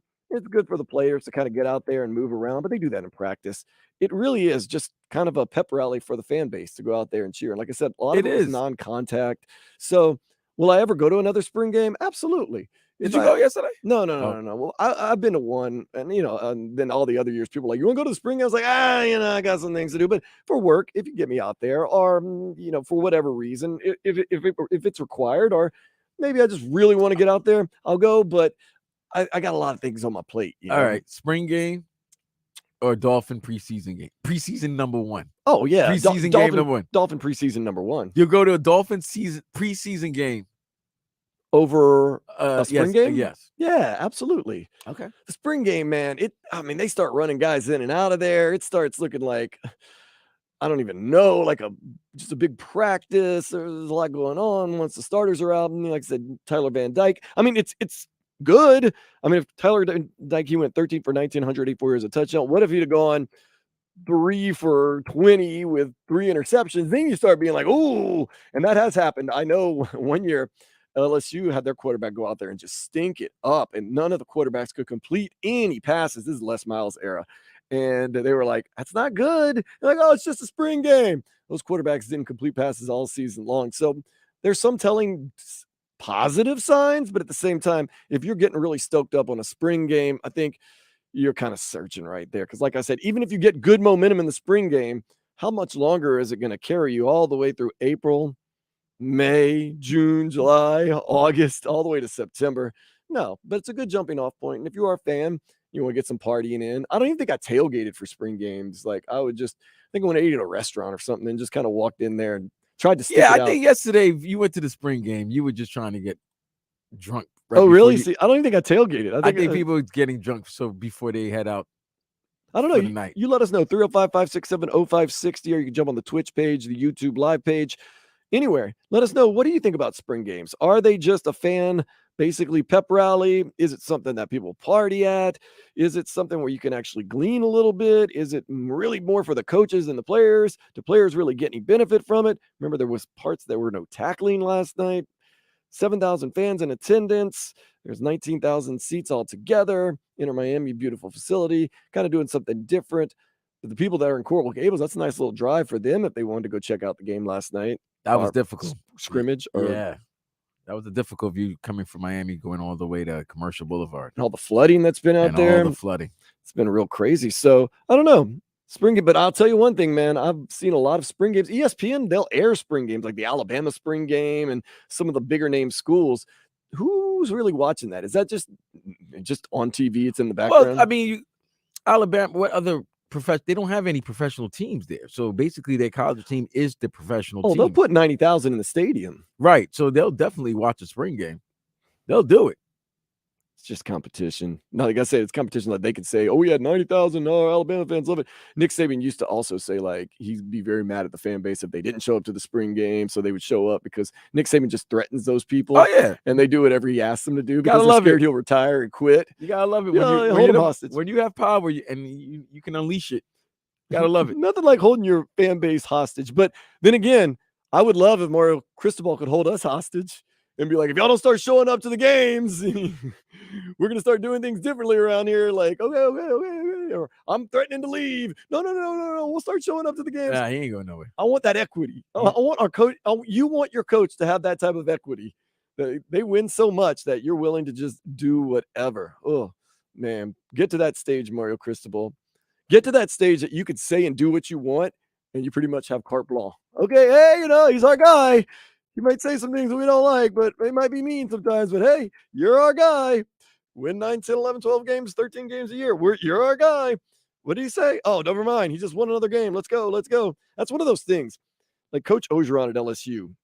When you're winning national championships, he's funny. You don't understand him, but we understand him. He's our guy. He's from the South. He's from Louisiana. He starts losing games. It's like he's a bum. He can't even talk right. Have you ever noticed that? Winning cures everything. Oh, of course. He's our guy. He's cute. He's clever. He's fun. You're winning. He's everything. Everything's funny. Everything is great. But when every you start characteristic. losing, things are a little different. It's You not stink. as funny. Everything that made you so unique, all of a sudden has made you just. You stink. Yeah. Your hair is nasty. Like, I don't like your outfit. Like if Kim Mulkey had 500, I love her outfits. I know that's what I'm saying. Her outfits are awesome because she's winning national championships. Of course, because she's winning. If she's going about 500 every year, people are like, "What's she doing?" Like being all flamboyant, taken away from the team. They'd say all that stuff. So I love her. As in sports, as in life, just win, baby. Just win, and almost all things are forgiven. All things that are legally acceptable, pretty much forgiven. So just kind of keep that in mind. That's just keeping it a buck. Actually, just a couple of minutes, Vlad and I, we're going to play Keep It a Buck. If you don't know what that's all about, well, just hold tight. We're going to explain it all in just a few here on 560 WQAM. Breaking news from AM 560.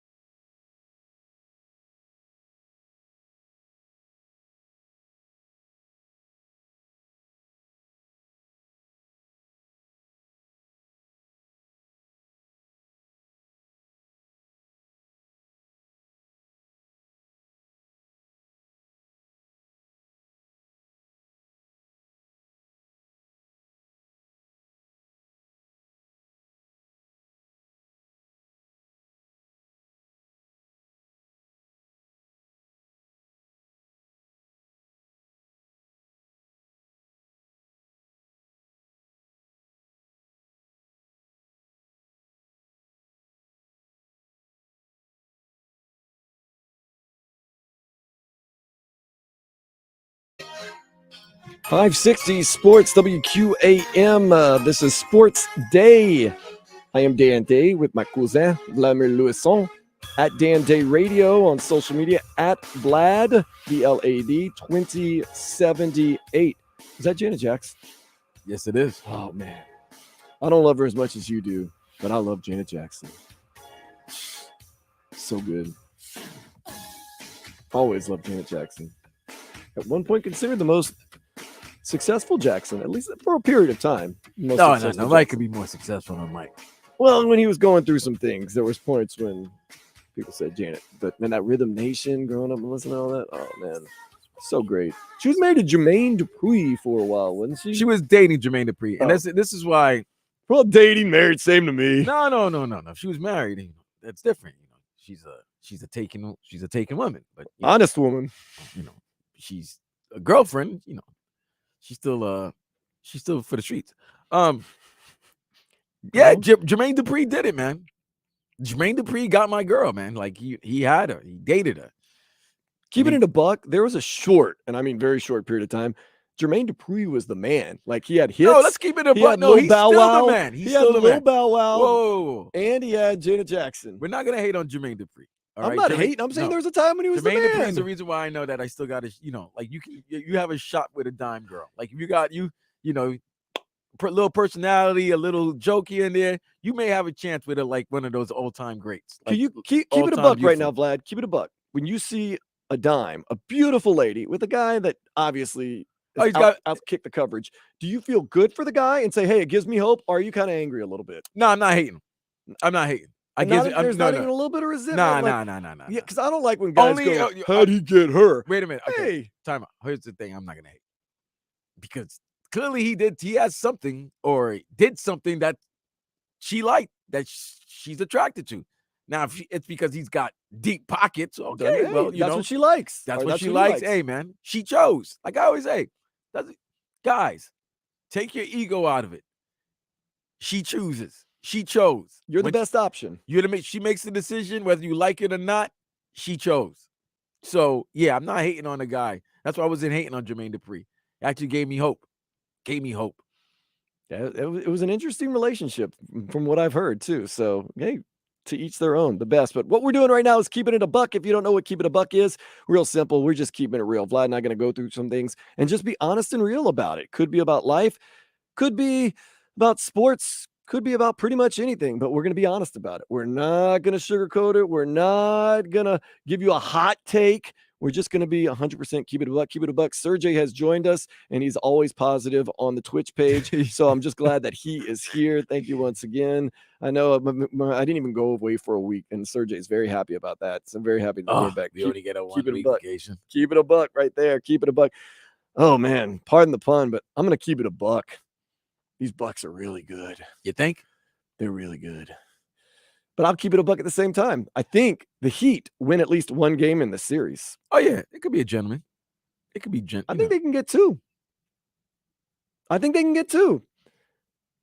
I'm telling you right now. Here's how I feel it plays it out. Keep it in a buck. You think they can get to Milwaukee? No, they can win two. Oh, no. I think they can get to Milwaukee. I think they're getting to Milwaukee right now. They're not winning 2 games. Okay, this is how I break it down for you. Keeping it a buck. This is what I think can happen. Maybe will happen. I'm kind of leaning towards will happen. Game 1 and 2, forget about it. Forget about it. Milwaukee's got that. At home, with all their talent, as long as nobody gets hurt crazy, they're going to be fine. Miami's going to throw the kitchen sink at them the first game at the Kaseya Center. They're going to get that W. By the way, I hate that saying. Why would you throw the kitchen sink? They're going to throw everything they got. Like when you're getting kicked out of your apartment or your house, I don't want no kitchen sink. What the hell the kitchen sink's gonna be doing for me? You never know what you're gonna need it, man. Please. So you hate that. Nonetheless, I think you win that game 3 at home. Then you kind of just. Are you down 2-0 into game 3? You're down 2-0. You get 2-1. Then they get up 3-2. You win the. Wait. So they win game 3, and then what happens in game 4? Oh, the Bucks blow us out. So then you lose game 5. So it's a gentleman sweep. That's what you're saying. No. Remember, you start in Milwaukee. Game 3 will go down 0-2. You go 2-1. They go 3-1. You get it back to 3-2. How are you going to get it back to 3-2 in Milwaukee? You can do that. So you're telling me the Heat are going to lose the first 2 games in Milwaukee. Yes. Win game 3 in South Florida. Yes. Lose game 4 at home, and then go to Milwaukee, and then go to get a win. Milwaukee and win Game 5. And then Milwaukee's going to say, "All right, let's put you to pasture." They're going to. Why wouldn't Milwaukee just put him out of pasture right then at home, so they don't got to Because travel to Miami? It's an elimination game. The hardest game in any series is the elimination game. Man, them guys, if it's 3-1, them guys are gone. Okay? He got pride. No Cancun yet. Nah, they want to get that one they more don't have game to in. Cancun. I'm keeping it a buck. I think I'm keeping it a buck. they're They'll gonna be go in out there. Santo Domingo. They're not doing. So you're saying 3-1's a death sentence for the Heat, like an immediate death sentence. Dude, yes, immediate. Hey, I don't Spoelstra, Jimmy I don't Butler, see Bron. Bam Adebayo, I don't see Tyler Bron Hero, unless Giannis kicks Omer Yurtseven. Unless Giannis kicks Jimmy Butler in the Spaldings. No, they probably were. No, Wilson's the new sponsor. If he kicks Jimmy Butler into Wilson's, then maybe a 3-1 could turn into a 4-3. But other than that, that's not happening. I said 4-2. That elimination game, the Bucks they're coming. Why would they come to Miami for an elimination game when they could just go in at home and not have to leave? Because Miami's gonna empty. You do know that when clip. You do know when most teams, except for the 2016 Cleveland Cavaliers, pretty much when you're down 3-1, it's done so. But you could still win a game. You won a game. That's it. You won your game. It's for pride. It's your backs against the wall. Your pride was when you won Game 3. Well, remember when the Heat played the Lakers? They were down 3-1. Am I correct?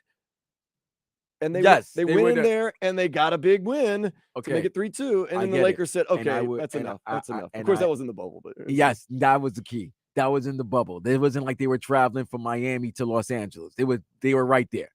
So that's why. Mark the tape. Keep it a buck right now. I see the Heat winning 2 games against the Bucks. Game 2 and game, what would that be? 5? And you have them winning game. No. I'm sorry, 3 and 5. 3 and 5. Them winning 3 and 5, and they lose at home in Miami. There you go. That's rough. So it's you're gonna crazy, have man. So you're gonna have them lose at home. The NBA playoffs are tough, man. Milwaukee, they're not going to Game 7 though. They're not going to Game 7. What do you want to keep a buck, Vlad? My love for Janet Bear. Dude, I didn't realize how much. It was like, oh wow. Like Janet was just like continuous hits.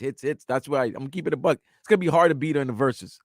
I don't really think there's really much artist, male or female, that could take Janet out in a verses. Really hard. Like she may not have the greatest voice, but her performance and choreography, everything. And here's the other thing: keep it a buck, Dan. Remember back in the days when videos meant something? Yeah. Like I remember, I still watch videos, to be honest with you. They were, because the reason why I said that was like the Jacksons, Michael or Janet, when they had a video, when they were obviously, they were coming out with an album, they would have their video be aired like right after a top sitcom. We were ready, man. Yeah. Right. If you're watching the Cosby Show, right after the Cosby Show or before Different World, boom, you have a Michael Jackson video or a Janet Jackson video. It was like, and those videos were like mini movies. I love them. So I miss those. Keeping it a buck. I miss videos. I miss like the anticipation. Another thing I'm keeping a buck. I want release dates. I'm sick of everybody not dropping music. Yeah, that's true. I mean, they still throw out release dates, but no, they don't. They don't do it like they used to. I miss the albums, man. Yes, I miss. Hey, you knew April 14th, so and so is coming out. All record stores, all mom and pop stores, Tower, all of that, Tower Records, all of that. You knew that. Yeah. You knew they would have advertisement, let you know, okay, this label is coming out with all with these artists and their albums. We don't get that anymore, man. I know everything is evolved, but there's just no anticipation anymore, man. Back in my day, you stood in line all night long and drank whiskey and hit on women in line waiting to get tickets to a concert or an album, and you were all in it together. Nowadays, you're in a virtual waiting room doing what? Petting your dog and posting on Instagram. The worst. Lost art, man. Lost art. Keeping it a buck.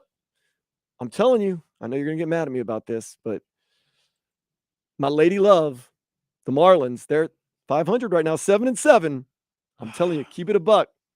At the end of the season, you will see they're going to be what? At 500 or a little bit above at the end of the season. Telling you, keeping it a buck. They got a good pitching rotation. Sandy Alcantara. He got his. Luzardo. Did you see what happened to him on Tuesday? Can't win every game, dude. Trevor Rogers. They smacked that man. They smacked him up. They kicked that team's ass. Now I give them credit. The following day, Luis Arraez with the first cycle in Marlins Marlins history. history. So I give them credit for that. But dude, Sandy got his. It happens. I really wanted to say something, but I can't. But yeah, he got his areolas ripped off. But let's say Luis Reyes looking like once again a batting champion. Brian De La Cruz been hotter than a $2 pistol. Koopa Loop was hot last night. Went 3 for 4. How long is this gonna last? Throughout the season, right around 500, maybe a little bit above. Damn, what kind of drugs were you doing back home? I don't want to talk about it on the radio, man. Come on. Because clearly it's some strong stuff. If you really, I'm keeping it a buck. You think the Marlins are gonna continue this for a whole season? Let's do it again. Mark the tape right here. Marlins gonna finish the season at 500, maybe a little bit above. Too much pitching, too much hitting now. Yeah, Louisiana got some good stuff, man. They must really have some good stuff. Vlad, what else do you want to keep a buck? Keep it a buck. I love the fact that this NBA playoffs is old school versus new school. Okay. You have the Lakers against the Grizz. Us. You got the Warriors against the Kings. Yeah. You know. I like the new kids on the block, man. I like the new kids, you know. I don't like Memphis, but I usually go for I'm not gonna lie. I want these beat those young whippersnappers, man. Get these young OGs out of here, man. Get Keep out it a of here. buck. A while back, though, you said the Lakers, if they get in the playoffs, they could actually make some noise, and they might be making some noise. We'll see. It all depends on Anthony Davis. Yeah.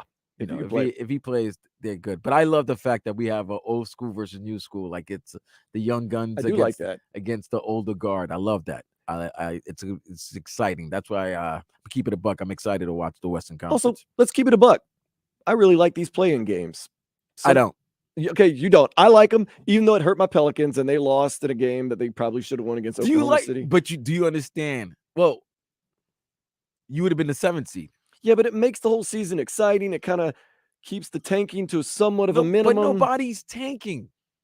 That's because they all have a chance to make the playoffs and you still can tank. The Mavs tank. They got fined $750,000. They were a little late to the party. That was stupid. It doesn't matter. Like, no, bro. Then what's the point of watching the regular? So you see, here's the thing: if you hate the tanking, if you love the playing game, then you shouldn't be upset when these guys decide to take a day off. I'm not upset when guys take days off. That's what I'm saying, because it's like, well, you know why? It doesn't really matter. I like giving more people a chance, more reasons to watch. You have more going on in the season. There's nothing worse than your team, and luckily people down here in South Florida, like myself, you haven't had to deal with it very often, where you get about 3/4 through the season and it's just a lost cause. You're only going through the motions and you're watching individual players. It's happened to me a bunch of times with the Pelicans. Now you feel as though you field a decent team, you get kind of hot. You got a chance throughout the whole season. There's always that opportunity. There's excitement. There's reason to watch. Everybody says, oh, you dilute the playoffs. You're not really diluting the playoffs. You're playing, 3 extra games? No, 3? Yeah, in each, conference. Yeah, I like it. Get everybody involved. Maybe some people get in. Maybe some people don't. Maybe at least get an extra game. I'm okay with it. But Vlad, you don't like the play-in, so you would say it's just because, okay, everybody's talking about the regular season, right?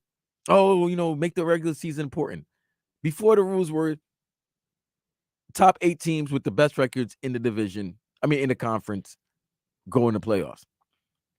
Divisions don't mean anything anymore. No. The Heat won the division, and I was like, oh, they won the division. Keep it a buck. Get that out of here. Are they even going to put a banner up because they won the division? But they were like, talked about this. There's a banner, and then they just put the years when they won their division and stuff like that. But yeah, you're not going to look back on this year and be like, oh, we won our division. No, I don't like it. Not is it exciting? Yes, but here's the other reason why I don't like it. Dan, let's keep it a buck. How are you going to tell me this game means something, but the stats don't matter?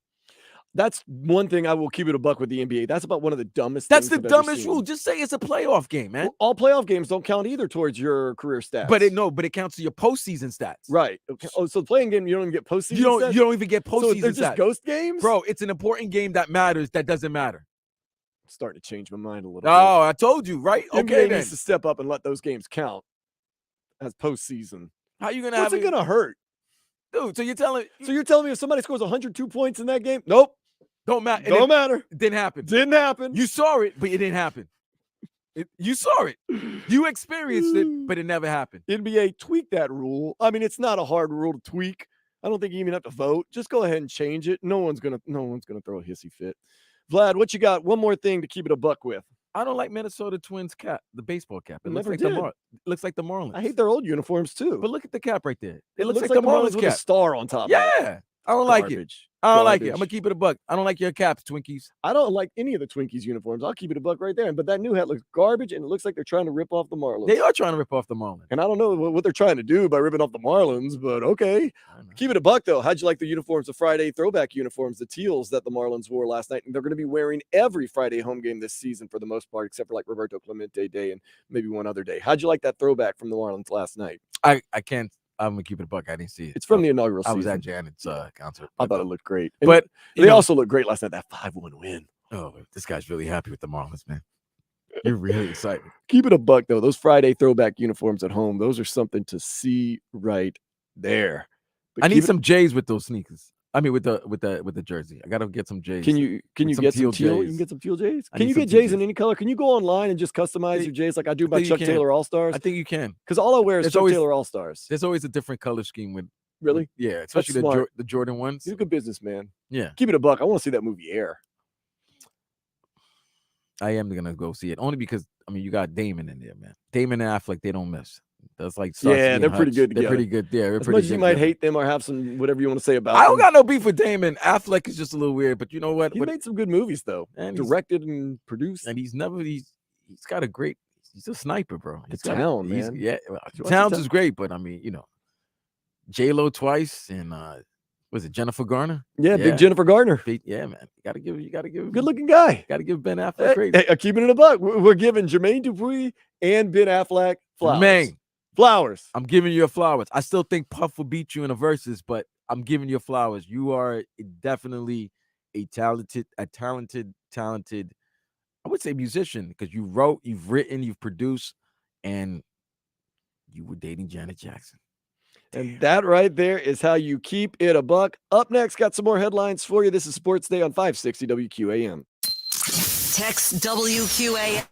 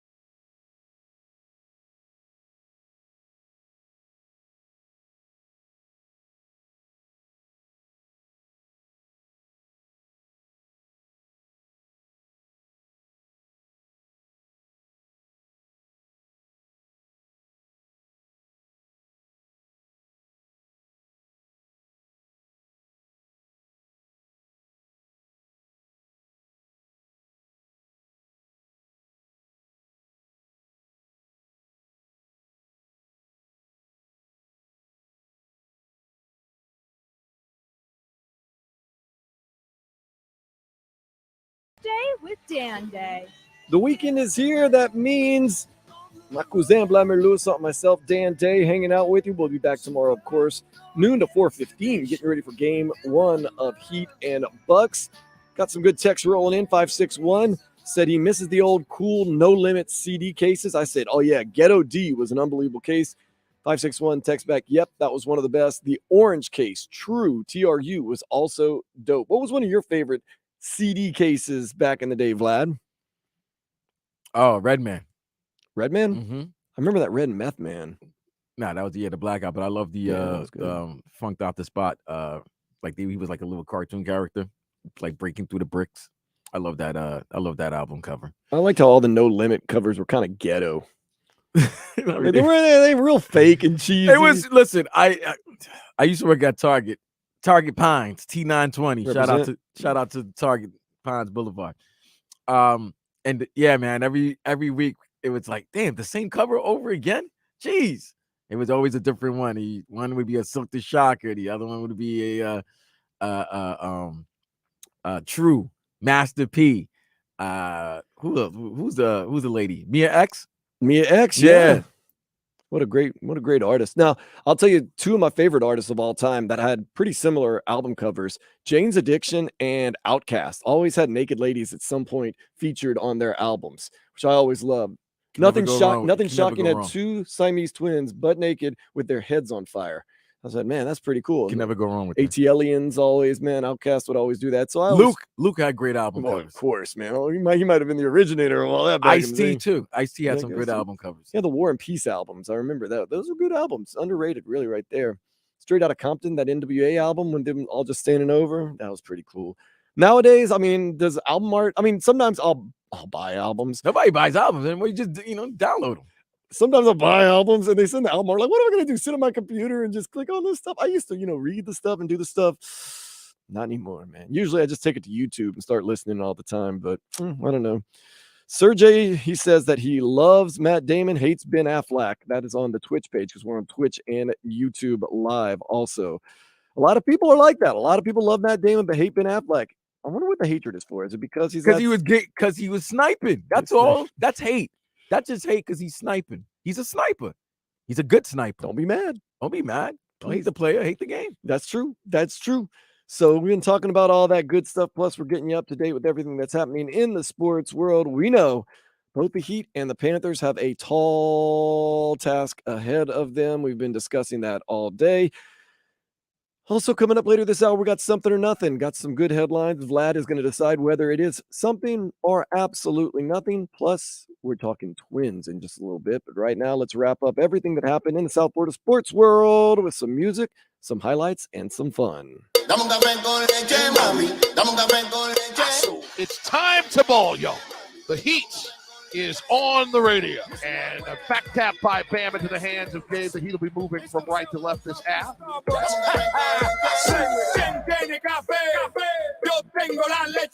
Welcome inside FLA Live Arena here in Sunrise. Panthers and the Maple Leafs here this evening. The Panthers have the ability to clinch a playoff spot tonight.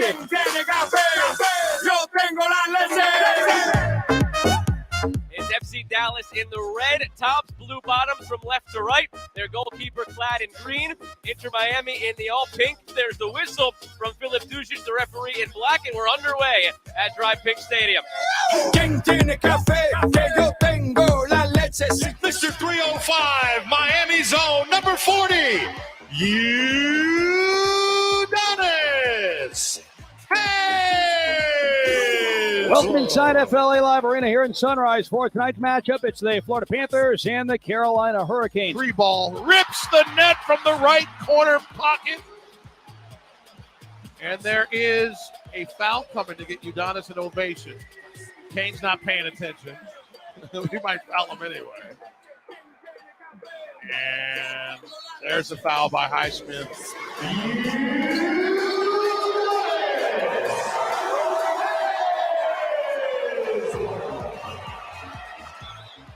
Foot race going down to our left. Tavares is going to get there. Left circle, cuts in. Tavares backhand. He scores, and the Leafs win it in overtime. 2-1, John Tavares. 21.3 seconds left in overtime. And this one is win number 44 against 38 losses.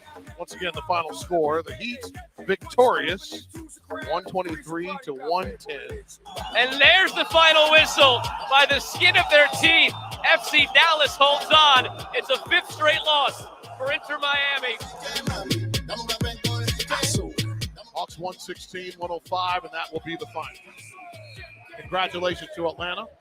They're off to face the Boston Celtics. They'll start their series on Saturday. Game is over. The Panthers have lost to Carolina 6-4, the final score here tonight.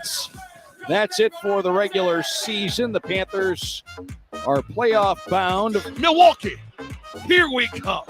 Once again, the final score.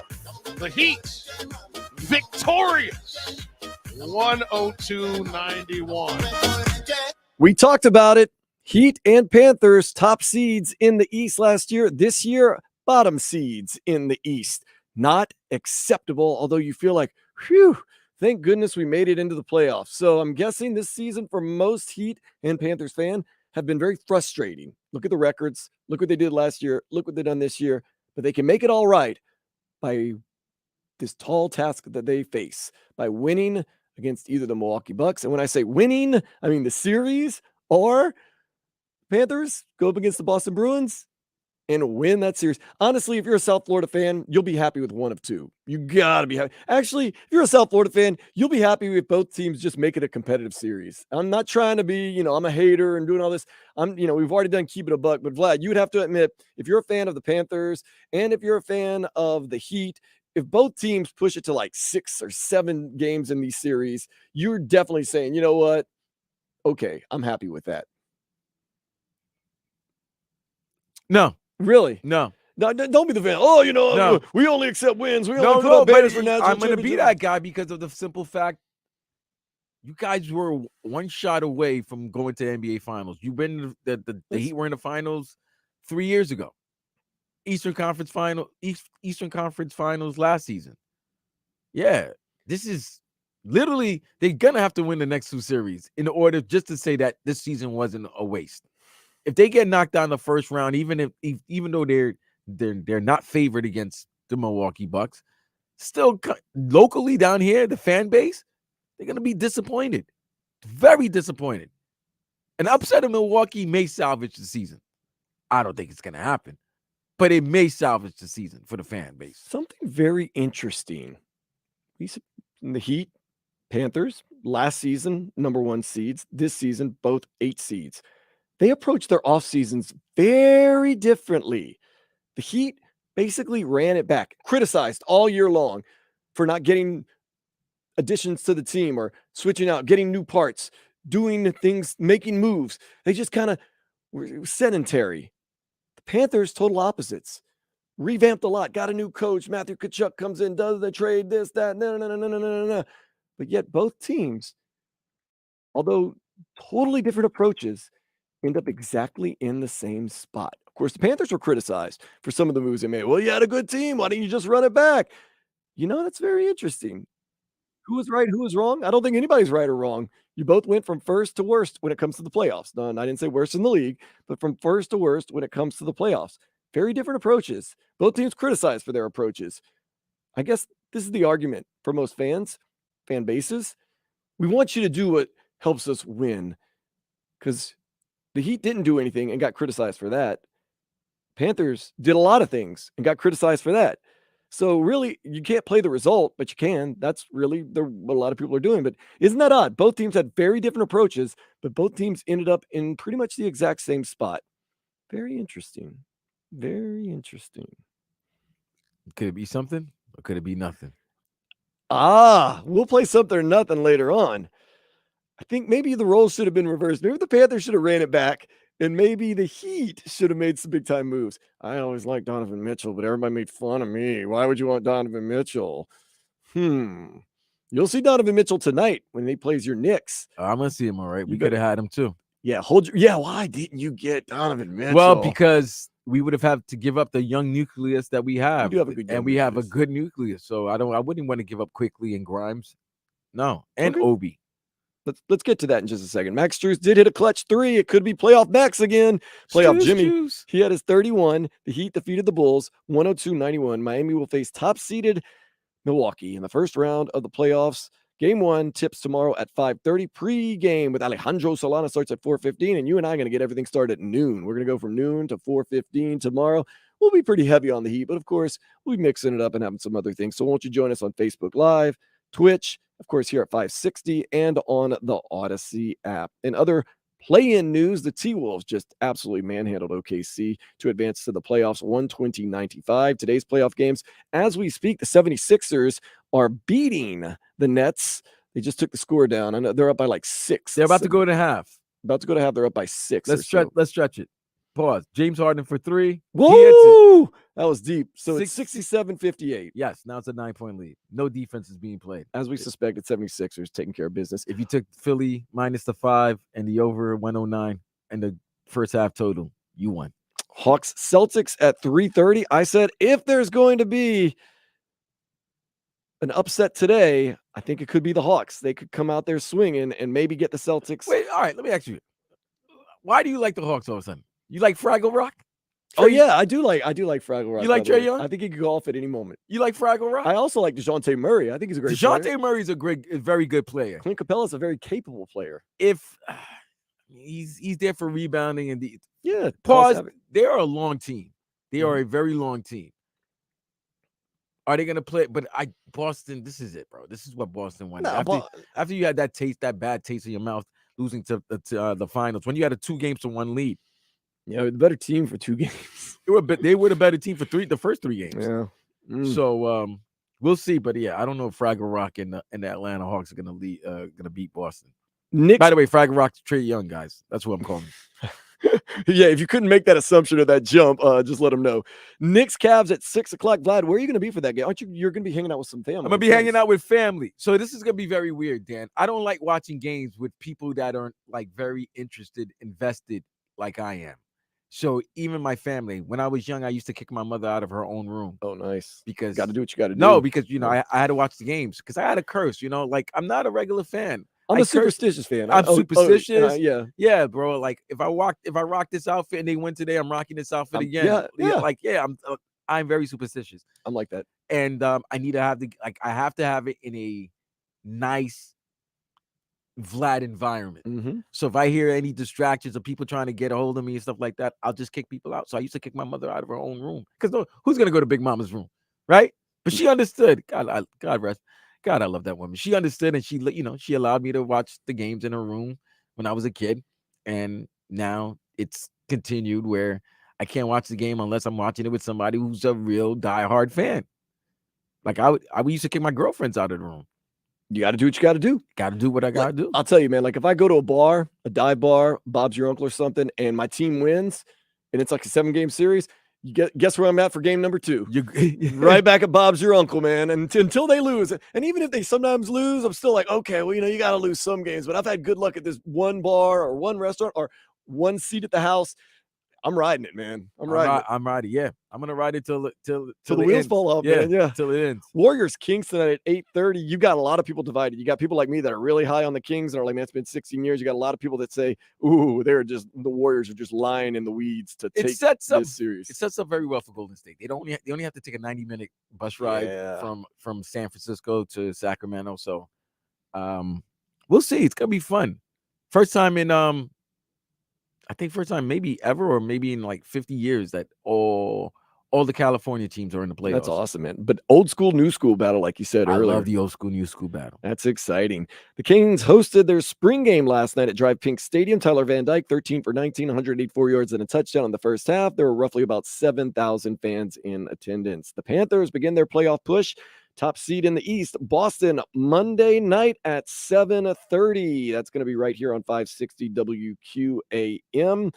Tall task, but hey, we'll see. Paul Maurice has told us all year, this is what we're playing for.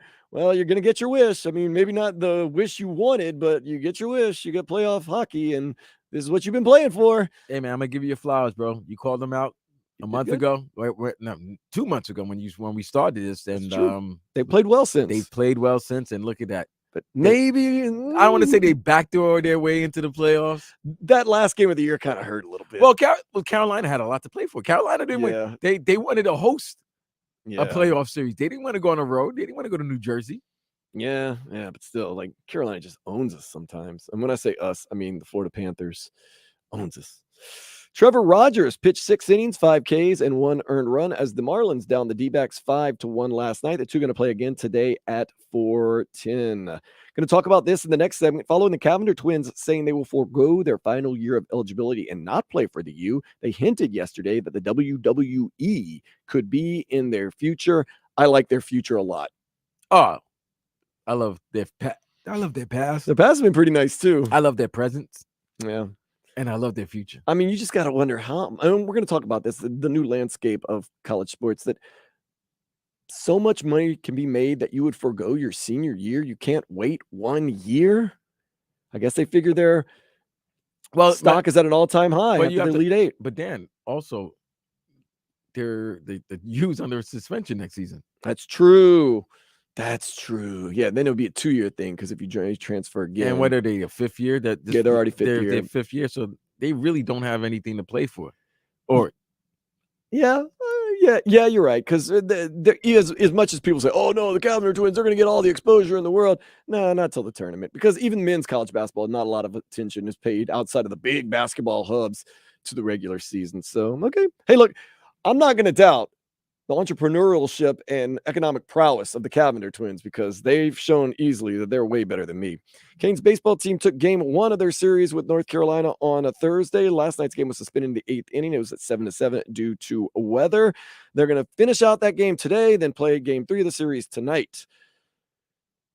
The Canes basketball team, they're going to play an early season tournament in the Bahamas. I would think that'd be a good trip if you're a Canes fan right there. I know where 560 WQAM is sending Vlad and Dan. That's where we need to be. Look, and we'll do it. Josie needs some help. We'll do it on the cheap. Like, we're not asking for the most lavish, expensive things. We just need a flight, a room, and some equipment. That's all we get. We'll take care of the rest. It's okay. But I mean, if you do want to make it lavish, then we're all for it.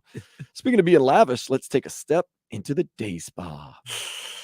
A man recently came to a stop on an Oregon highway and just tossed out $200,000. He said he did it because he wanted to bless others. He kidnapped to bless. No, he just tossed out $200,000 in random bills out on the freeway, just to bless people. That man could bless me any day. Pause. Anyway, give you more money. I mean, if this man wants to say, I want to bless the sports day, here's, 100 G each, I would say, man, that's a blessing, man. You're a good man. You always got to count your blessings there, Dan. I'd love to count my blessings. And if this guy's giving me blessings to count, I guess, yeah. If there's a guy that you don't know, just a rando out there passing out big time bucks, are you taking? Nah. No? Nah, man. Money, man. I will say this. Let's say a Brinks truck, a Loomis truck, money goes flying out the back, and there's just raining dollar bills, $100 bills. What do? Are you picking that money up and rolling, or are you just gonna be like, man, no, that's not right. Just let it go. I mean, I'm gonna try to walk away from it, but if it just so happens that the money keeps on following me, I'm gonna have to grab it. I would just say this. Look, I was in a money rainstorm. I got wet. Some of it fell in my pockets. That's what I'm saying. Like, I'm trying to get away from it, but like, if I'm moving and the dollar bills are just flying in my direction, what am I supposed to do? Now, if they show up my door, Mr. Day, yes. Well, we have video of you taking. I'll tell you this: they wouldn't have $16,000 from the streets. I'd be like, I was holding, not taking, holding your money. Holding. Here you go, First of all, they're not even gonna be when they knock on that door. Vlad's not gonna be there. If I have 16,000, it's like the end of Office Space. Damn, if I grab 16,000 right then and there, I'm out. This is the end of Office Space. Excuse me, can I get another drink, please? Yeah, I'm out. I am out. You're not seeing me. Change of address, change of location, everything. It's not a bad idea. Not a bad idea at all. Cavender twins, they've been making some good ideas, good plans, good moves on and off the basketball court. But what does it mean for the rest of college athletes and their earning ability? Vlad and I will discuss that next here on Sports Day 560 WQAM.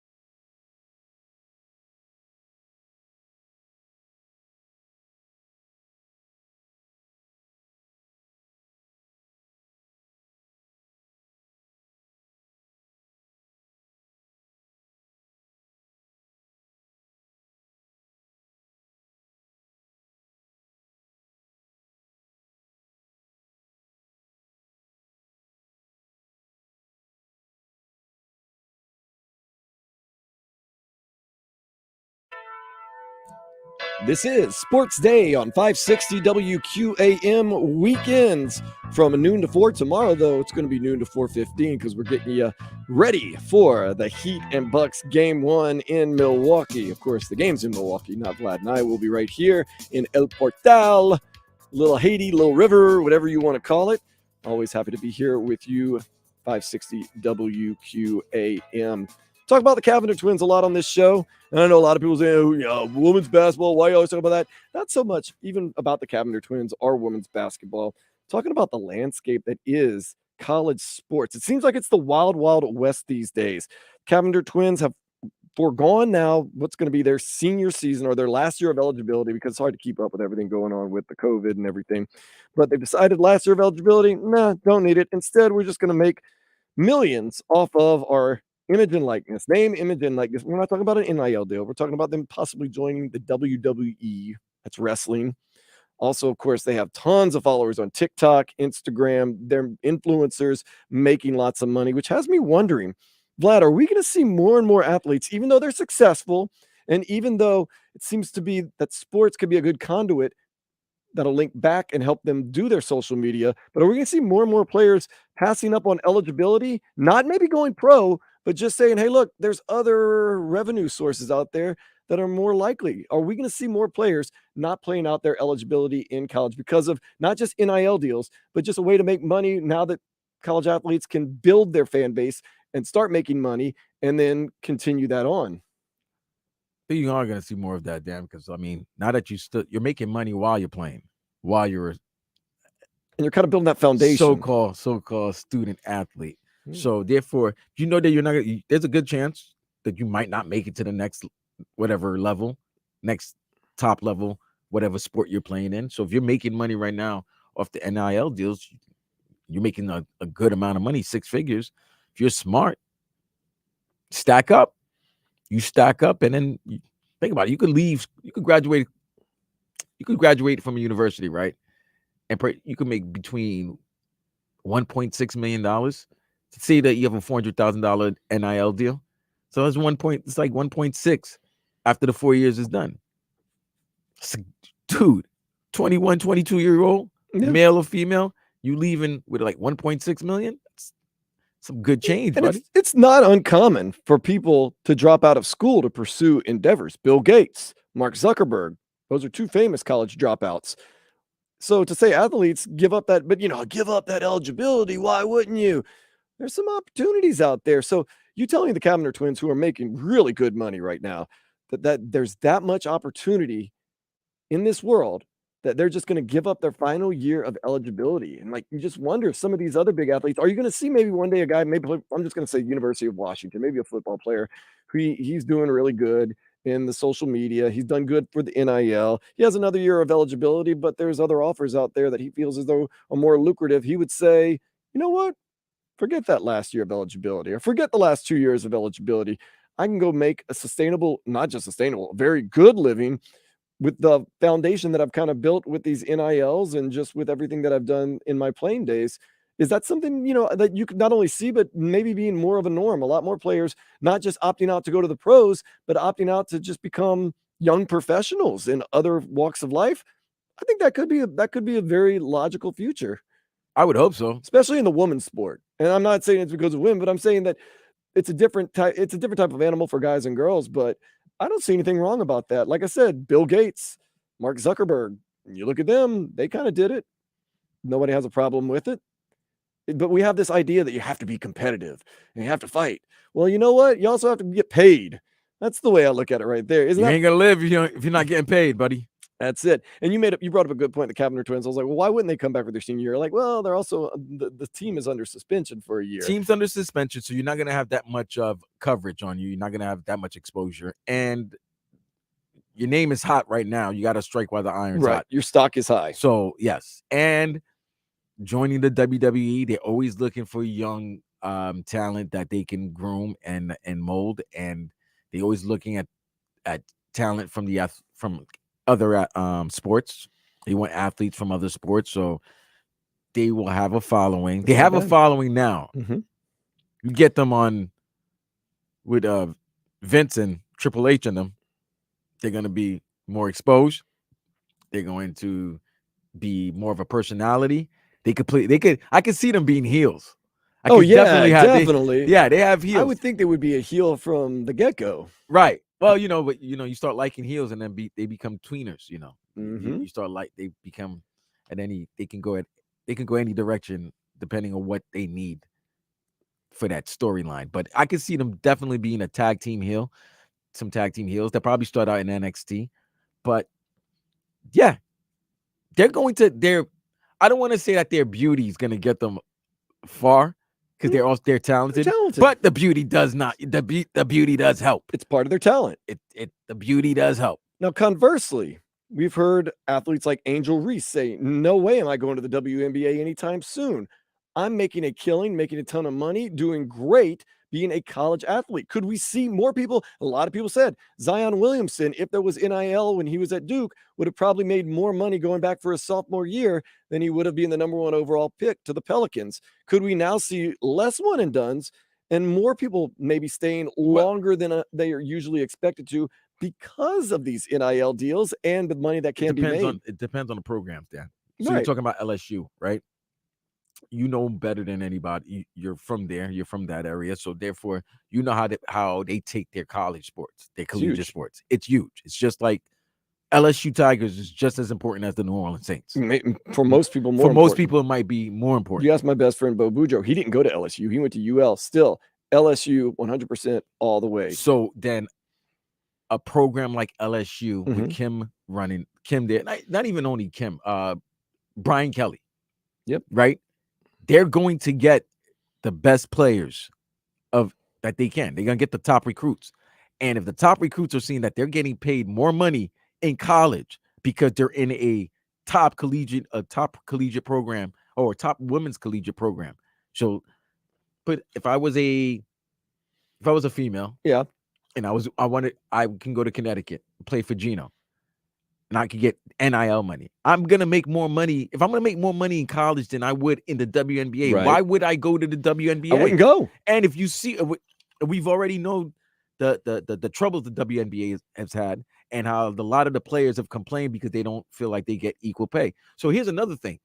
Dan, that means they're making more money right now in college, like Angel Reese, than like Brittany Griner when she had to go to Russia. Absolutely. So that's another thing why the NIL deal is great, because now these ladies don't have to go to another country, a foreign country or anything like that. I mean, well, they're in college, so they wouldn't be going there. But if you have money like that in college, that's something that you can save. You don't have to. That's money that's in your bank account. Maybe you don't necessarily have to go to Russia or anything like that. They're gonna use this deal as a springboard for other endeavors so that they don't have to suffer the way like a Brittany Griner did. I do want to ask you this.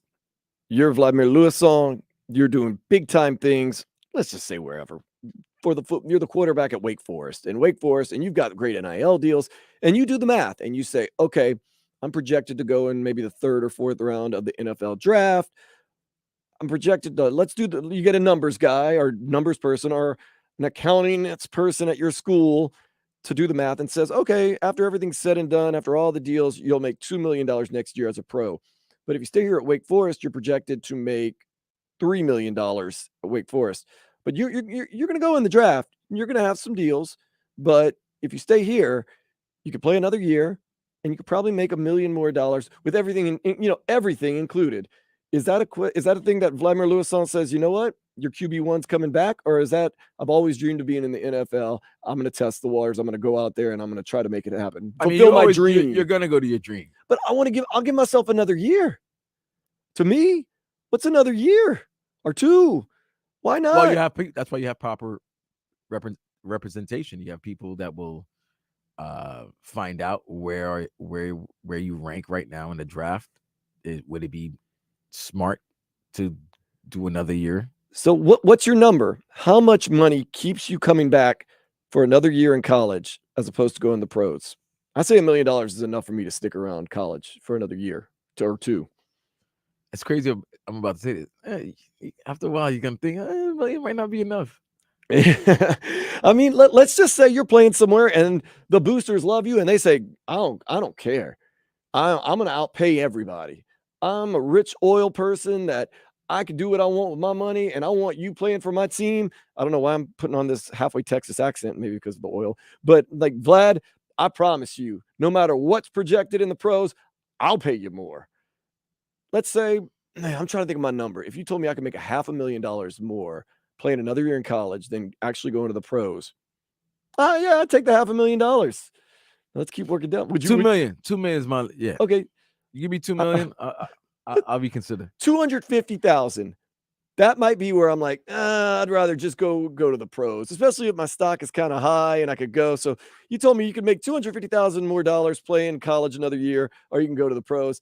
I was like, what's $250,000? But I'd say somewhere around $500,000. If you could promise me that I would make $500,000 more playing another year of college football, basketball, baseball, diving, whatever, I would stay an amateur for $500,000, at least for one more year. That's what I would say. I'll do it. I'll do it for $500,000. It's only a year. It's not like you're banished from the pros. No, it's just another year. And I can convince myself I'm getting my education, and school means a lot to me, and I love my mama, and she wants me to get my degree. And I love my mama. I got a couple girlfriends that'll be upset if I go pro and leave them. Notice a couple girlfriends. Nonetheless, though, you might have to go pro because of those girlfriends. That's true too. Listen, here's the other thing. If you're good, remember, you're not only getting a contract professionally, you're also getting money from endorsement. Right. You can't get money from endorsement in college, can you? Absolutely. That's what NIL is. Oh, all you know about. what? I'm sorry. That's You're what wrong. NIL You're is all wrong. about. I'm wrong. My bad. Pardon self. Because Nike signed Bronny James to a deal like that. So yeah, that, you know what? I would stay if the price is right, I would stay another year. $500,000 where I pretty much draw the line. Nah, if I'm top prospect, man. 2 million. You gotta pay me 2 million. Well, no, I'm talking about just being a good prospect, like the Cavender twins. They're not a top prospect. No, for the WNBA. but guess what? They would make more. They make more money outside of They would will. make more money outside of the WNBA. Look, they decided to focus on their entrepreneurial careers. They said basketball and college is going to get in the way of us possibly working for the WWE and doing whatever else we are as influencers. I have no problem with that. I have no problem with that at all. You can always go back to school. School's important, basketball is important, but they felt as though that would be a hurdle in them fulfilling the potential and the possibility top that they can do, whether it be in the WWE, whether it be as an influencer, whether it be as all that. And you know what I say? More power to them.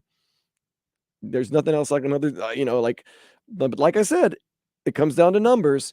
Maybe some people, college is more lucrative than it is to go to the pros. So now it comes down to the numbers. So I respect everyone because you know what? Everyone else does it. Money makes the world go around. And if you're one of those people that's idyllic and, you got the ideals and everything like that, that is true. But, it's a famous Everclear song. I hate the people that say money is the root of all that sins. They have never been poor. They have never had the joys of a welfare Christmas. And when you have those things, money does make a difference. And rich people can always say money doesn't buy happiness. It's like, well, you're pretty happy. So these college athletes are people, are influencers. If the money is right, then you got to do what's right for you. If you feel as though college is the best way to go, money or no money, stay in college. Pro, money or no money, go pro. I'm guessing the Cavender twins are going to have a nice payday if they sign with WWE. And how much, I'm sure I can do the math. How much are they making just with their influencing in social media? Let me check. I'm sure like close to $1 million. And I'll tell you this, $1 million will go a long way as long as you don't blow it and do something crazy. Like, yeah, you can just Google Cavender Twins net worth, or maybe somebody can let us know, 305-567-056, or you can jump on the YouTube live page. You can go to the Twitch page, 560 WQAM. Of course, we're here at 560 WQAM and on the Odyssey app. Yeah. See, Cavender, when you type in Cavender Twins, so many things pop up. Net worth. They are at 1.7 million annually, nearing 2 million. Right. Their overall NIL ranks are 32nd, 33rd in the nation. They're nearing $2 million. They've signed sponsorship deals with 31 brands. You know what? More. And power. this was reported in March 28th of this year. So I have to stop. There was pictures that also popped up when that came up, but you know what? More power to them. Thank you for coming to Miami. Maybe not so much thank you for the trouble that ended up happening, but nonetheless, we enjoyed your time here, and we hope you have great great career in wrestling and however else you choose. Hey, look, it's all about the Benjamins, baby. Stay in college, go pro, get out of college, do whatever you want to do, make your money. That right there is something. And next, though, Vlad, you're going to decide whether it is something or nothing here on Sports Day 560 WQAM. Hey, what is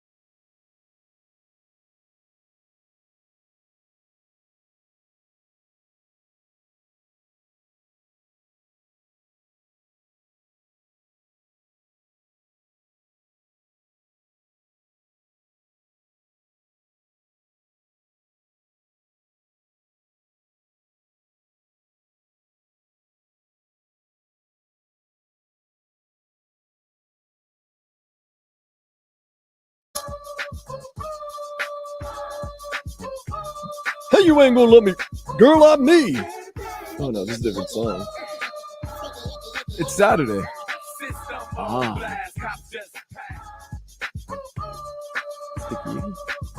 Sticky icky. It's a little sticky icky.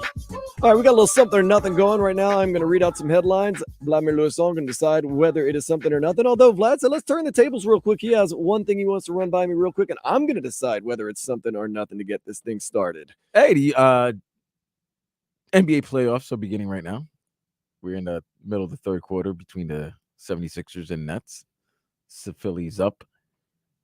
But Paul George of the Clippers, whose status for the series against the Sun, he's going to miss the first couple of games, but hopefully he would be able to join the team somewhere down the line.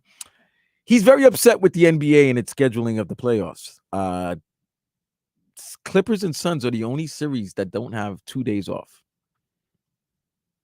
Is that something or nothing? Yeah, that's definitely something right there. If you're Paul George and you're the Clippers, you're like, whoa, I can't play right away. And you're going to try to cram a bunch of games in. Also, he does have a little bit of an injury history, which could kind of put him in a little more danger if he does play or even decides to come back early. And if you're saying, oh, just play the games you're supposed to play, I guarantee if they were doing this to the Heat, what would Heat Nation be saying? Oh, yeah, they're screwing the Heat. They're screwing. Look what they do. They schedule makers do this. I think any fan base would say that. So, I mean, as a Pelicans fan, as a Heat fan, I'm not a Clippers fan, but I look at that and I say, wait a second. No, why are we the only team doing this? Yeah, so, they're the series that doesn't have a 2-day break in between games 1 and 4. Yeah, it is. So the other 7 do. To me, that is definitely something right there, Vlad. I'm going to go with that is something. Speaking of NBA, no surprise, Nikola Jokic, Joel Embiid, Giannis Antetokounmpo named MVP finalists. Is that something or nothing? No, that's nothing. Those are the 3 best players this season for their team in the MVP race. I don't want to say they're the 3 best players in the league, right? Because that's the sad part. As good as Jokic is, still wouldn't consider him a top 5, top 10 player. That's weird. And we're going to get into that in a little bit. They recently released a list of top 25 players. ESPN did. Top 25 players in the NBA. We're going to go through it. We're going to see where some of the Heat players fell, where everybody fell, and whether we agree, disagree. Our list is just totally foobar, as they say sometimes. Speaking of the NBA, also, the Rain Man, Sean Kemp, charged with first-degree assault in a Seattle area parking lot shooting. Is that something or nothing? That's something. That's something. Can't say that's not. You can't say that is nothing. It's something. That's pretty bad. But I hope. I hope this story turns out to be just police doing their due diligence. Yeah, and everything comes out, and it's seen that Sean Kemp did nothing. Sean Kemp's had but some it demons. does seem like he was involved in something. Had some demons, though, man. Yeah, he definitely has had some demons. So it definitely sounds like he was involved in there. I just hope everything works out the way it needs to, and justice is served, and hope everybody is okay. When I say okay, best situation for everyone, best possible outcomes. Pelicans Vice President David Griffin, he says Zion Williamson was not cleared for 5-on-5 action. So therefore, in their play-in game, it wasn't his choice. He kind of did an interview where he said, I just don't trust my hemorrhoids, my hamstring.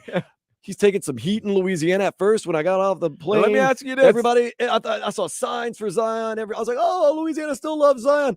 My Big Lynn wants him traded. I talked to Uber drivers. They're like, he's Sam Bowie. So there's some heat being turned up on Zion. Damn, David Griffin. Y'all calling him Sam Bowie? That was an odd one. I got Sam Bowie. I was waiting for Greg Oden. The guy's like, Trailblazers. And I was like, oh, God, here we go, Greg Oden. Sam Bowie. I was like, oh, okay.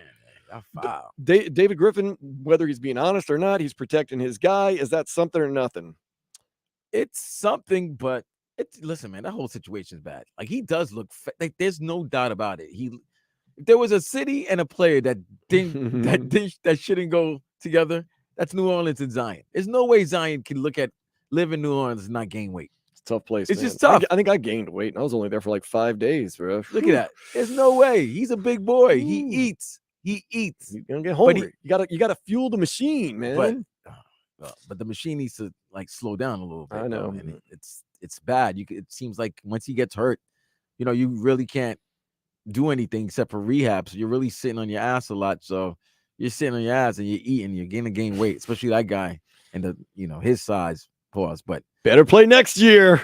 he needs to get with a proper nutritionist. Better play next year. He's got right, Dan. He's got to get. He's got to get He's with a just dietitian or a nutritionist. He's just got to play next year, man. He's gonna play, but he's got to lose some weight, man. Can't be fat forever.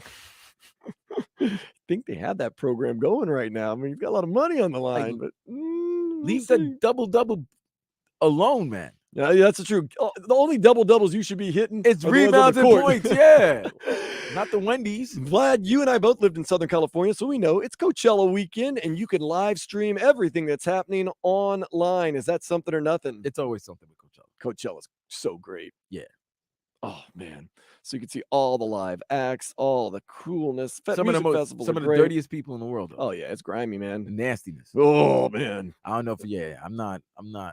I love music festivals, man. Nah, if I don't, yeah. Lose I've seen some of these girls, man, and I've seen some of these dudes, and it's like, yeah, these, they're not showering. My thing is this: like, I've been to music festivals, and they have the EDM. It's not even an EDM tent; it's just the EDM area. You know, you get there kind of early. You want to see an act. You're like, oh, what's going on in the EDM? There's people already out there living the EDM life at noon. I'm like, oh, you're gonna die.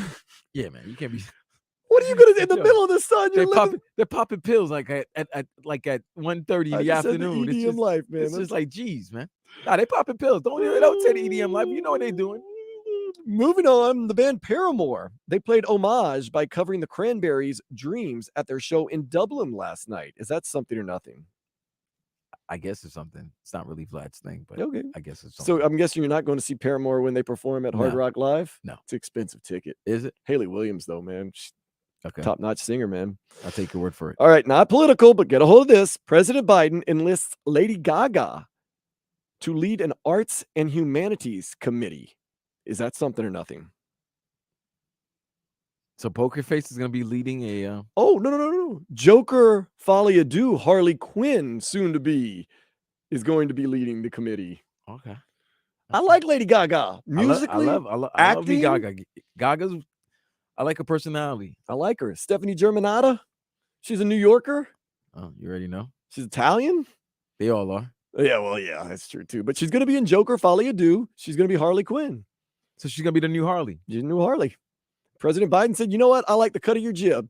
I want you to lead my arts and humanities community. Now, she is an art school kid, so she kind of knows her way around that whole type of culture and everything. Is she going to wear a pig outfit? You know, she might show up in the meat dress. I don't know. But I do know this. TikTok. New food trend. You know, we love the food trends on TikTok. Do we now? At least I do. Cottage cheese and ice cream. I'm not messing with something that. or not.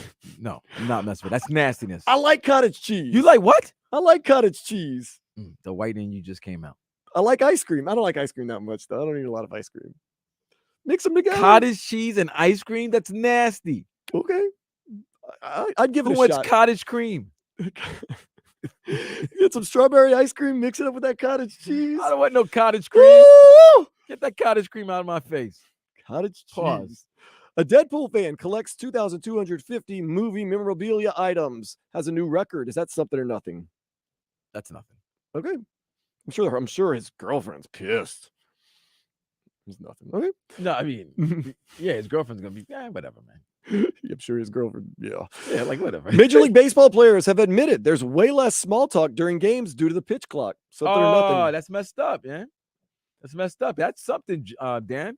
Like that was your time, to meet. Hey, what's going on, Dan? How's it going? How's the family? This, that, the other. The kids. How the kids going? Good. How's mom? All right. You could have a good conversation on the first base. Especially you got a slow ass pitcher. Like a day Nomo back in the days or something like that. You can get a good conversation, catch up with everybody. Now it's like, once you get on base, it's, hey, Dan, how's it going? Okay, all right, good. Yeah, white, good. Okay, man. All right, then. See you next week. Bye. Always remember that scene I think it was Mr. Baseball when he goes to first base and he's like, got any naked pictures of your wife? And the guy's like, no. He's like, you want to see some? But you and I said it, and pardon the pun, you and I said it before the season, before it ever was used. Pitch clock is going to be a home run, and I have to admit, everybody loves it, and it has made baseball, to me, that much more enjoyable to watch. And I love the traditional game, but I do like these 2-hour games, man. It's quick. It's fast. It's so far been good. We'll see how long. We'll see if that's still going to capture the public's attention. We'll see when the summer comes and nobody's got school. The kids don't have schools. Are they going to be more willing to go to the ballpark and go for 2.5 hours to watch. 2 more quick ones. A woman calls her boyfriend gross and disgusting because he only showers once every 3 days. Something or nothing. And this has been something for the past couple of months about people in their showering and changing the towels and changing bed sheets. Yeah. We just realized there's some nasty MFers out there. That's what I was going to ask you. If you have the time and wherewithal to shower, do you shower every day? Yes. Yeah. Yeah. That's me too. No, I mean, sometimes I get home late, and the reason I'm getting home late kind of keeps me from showering. I'll skip a day here. My rear's got to be clean, bro. I got to have it. Yeah, man. And are you a morning or before you go to bed shower? I am I'm both. Oh, really? Yeah, I got to take a shower when I get up in the morning. I got to take a shower before I go to bed. I like to go into bed clean, man. Yeah, that's what I'm saying. Right before bed. Yeah, I got to smell good. Last but not least, I love me some me, Dan. When I look at some mirror, I was like, you know what? Y'all smash me. I'll look at myself in the I mirror. will. I'll judge myself too. Yeah, I'll smash me. Oh yeah. Like, There's some days I would smash me more than others. Yeah, absolutely. I understand that. I understand. Last but not least, you kind of hate to hear these stories. Colorado Rockies mascot Dinger attacked by a fan while dancing on the dugout Monday at Coors Field. Is that something or nothing? That's something. There's a guy named Dinger going to get dinged. Well, I remember the Panthers mascot got roughed up earlier this season. Yeah, earlier this season. Like, look, I'll tell you this. Be looking for that, though. He kind of deserves it. He be instigating stuff, man. I'll tell you this. Stanley deserves to get beat up sometimes. You get drunk and crazy, you probably shouldn't be attacking. No, you shouldn't be attacking mascots. Some of these mascots don't play either. So if you get your you-know-what handed to you by a mascot because you're drunk and trying to be tough, you got what you deserved. I'm not fighting a mascot or an Easter Bunny or a Santa Claus or anything else like that. They gotta understand they're annoying. Yeah, they are. And so sometimes they do go a little far. So when they take it a little too far, I don't care. You're in a costume, I'm gonna smack you. Those are words to live by right there.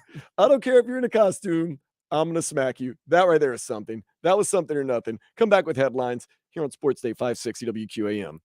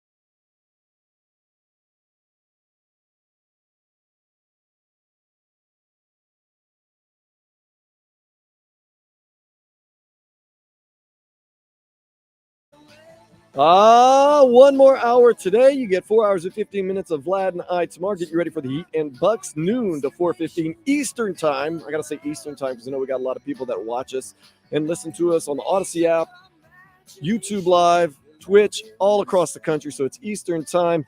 And oh man, some of the things that Vlad and I talk about off the air are crazy. Vlad, I want you to share one story that we talked about off the air, the appropriate one. You told me a story off the air that I just got to say, man, let's hear it for the guys. Hey, man, City Boys are up. This is up. We're up like 25 million right now with this, okay? We are up 25 million. Story out of Morocco. Oh, I almost went there once until COVID hit. Moroccan footballer, and the name's not important. Well, no, maybe it is. It is nice. If I'm pronouncing it wrong, I'm sorry. Apologies. My apologies. I think it's Achraf Hakimi. Oh, that's great. Or Yeah, Achraf. Yeah, you're talking about Achraf. Yeah, Hakimi. Achraf. Okay, great yeah, player. Hakimi. Let's go with Mr. Hakimi. Very lucrative soccer player, by the way. Great player. I'm safe. I could save. Good looking dude. I can. I give props to people when they deserve it. Good looking dude. Anyway, here's the story. Moroccan footballer Achraf Hakimi is going through a divorce. His wife went to divorce him, and she tried to get half. I want half, Eddie. I want half. She earned it. She went to the court. Give her half. She earned it. So yeah, she's an actress, by the way. She's an actress. Oh, Yes. so yeah, she probably needs the money. She refiled. Yeah, she filed divorce for divorce. And when she went to court thinking she was gonna get something, she realized she got nothing. Wait, nada. Why'd she get nothing? Oh yeah, because Mr. Hakimi did a smart thing, gentlemen. Guys, follow the same thing. He put all money and assets under his mother's name. Oh, whoa! He owns nothing. So really, under his name, there is nothing. He has nothing under his name. Now his mom has the quote unquote special account. She has everything, or whatever she wants to call it. She has everything. And that account is about now. Your mom can't act. Trust me, I know this, Big Lynn. Be careful. Your mom can't access that account, but here's where you're smart. Now, I don't know why I know all this, Vlad, and maybe you know this too. But if you start a quote unquote special account and it has you and your mom's name, you can set that account up that no one can access the money without permission from both names on the account.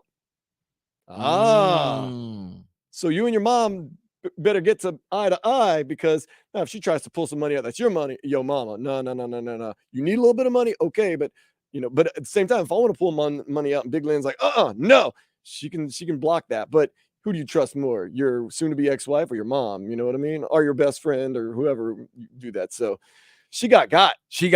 Like they've been. She tried to get him first. Well, they've been separated for a while, and she finally announced that through Instagram. Of course, it would have to be through social media that that her and her husband are no longer. That she and her husband are no longer living together while awaiting divorce proceedings. And I like it. And she went to try to get paid, and she came to find out he owns nothing. Can't get blood from a turnip. You know what you get? You know what you get half of zero? If you want half of zero, I can do that math. If you want half of zero, you can get the Z. You want half of zero, you can get the ZE. You can get the Z. I like it. You're not going to get sports coverage like that anywhere else but right here on Sports Day. Sir Jay has weighed in. He said he decided put us on the big screen. He said he's also glad that Vlad isn't wearing his New York City apparel today. I left it. We got our Jensen shirts on. Jensen's Liquor saw us yesterday. Big listeners, Manny, Don Julio of Sports Day. They said, man, we got to give you some T-shirts, some goodies. They're the official pit stop of the Sports Day show. So we always appreciate I them. left my New York cap, sir. I know. That's all. Man, but you know who saw my New York Don't cap? worry. He's got the Yankees on TV. Yeah, they are. They are 4-1. You know who saw my New York cap? Yeah. Leroy. Oh, yeah. I got the text. Leroy saw that.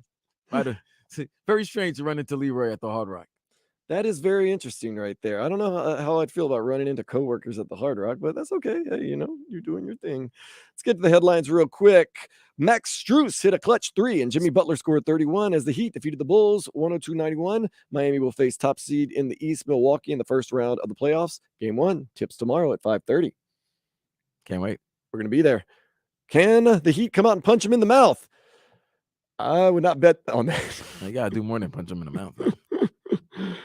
I like how a lot of Heat fans are like, no, but you don't understand. The Heat are built for the playoffs. And what if Giannis twists his ankle? And what if Chris Middleton is off? And I'm like, that's a lot of what ifs, guys. Let's slow down on the what ifs. Like, well, Giannis has been known to twist his ankle. Well, that was a couple of years ago, guys. Let's pump the brakes. Pump the brakes. Got the playoffs going on right. The 76ers look to be in control. Yeah, they're kicking Brooklyn's ass. Brooklyn is towards the end of the third quarter. Yes. We started the fourth. 9 minutes in, 98-81 Philadelphia. Okay, the Hawks Celtics. That game going to be starting at 3:30, so we're going to keep an eye on that. Of course, Knicks Cavs at 6 o'clock tonight. Can't wait. As the day goes on, the more and more I start thinking, watch out for the Cavs, man. Donovan Mitchell.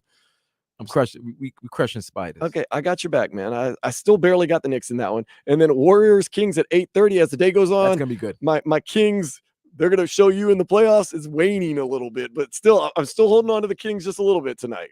First game, 16 years. Warriors bad road record. They're not the Warriors they used to be. They're still the defending champs, bro. True. They got that pedigree, man. I ain't betting on any of these games. Sorry, I'm not going to any of these apps that legally allow me to gamble in the state of Florida. Canes hosted their spring game last night at Drive Pink Stadium. Tyler Van Dyke, 13 for 19, 184 yards and a touchdown in the first half. There were about 7,000 fans in attendance. The Panthers begin their playoff push against top seeded in the East, Boston. That is Monday night at 7:30. Okay, let's do this. It worked last time, Vlad. Paul Maurice, the jury's about to go into deliberation. Make some closing statements. Make me believe in this team. He made me believe. Since the second you were hired to this point, you have said we've built all year for the playoffs. We're a playoff team, not a regular season team, a playoff team. Paul Maurice, prove to this jury that you are a playoff team.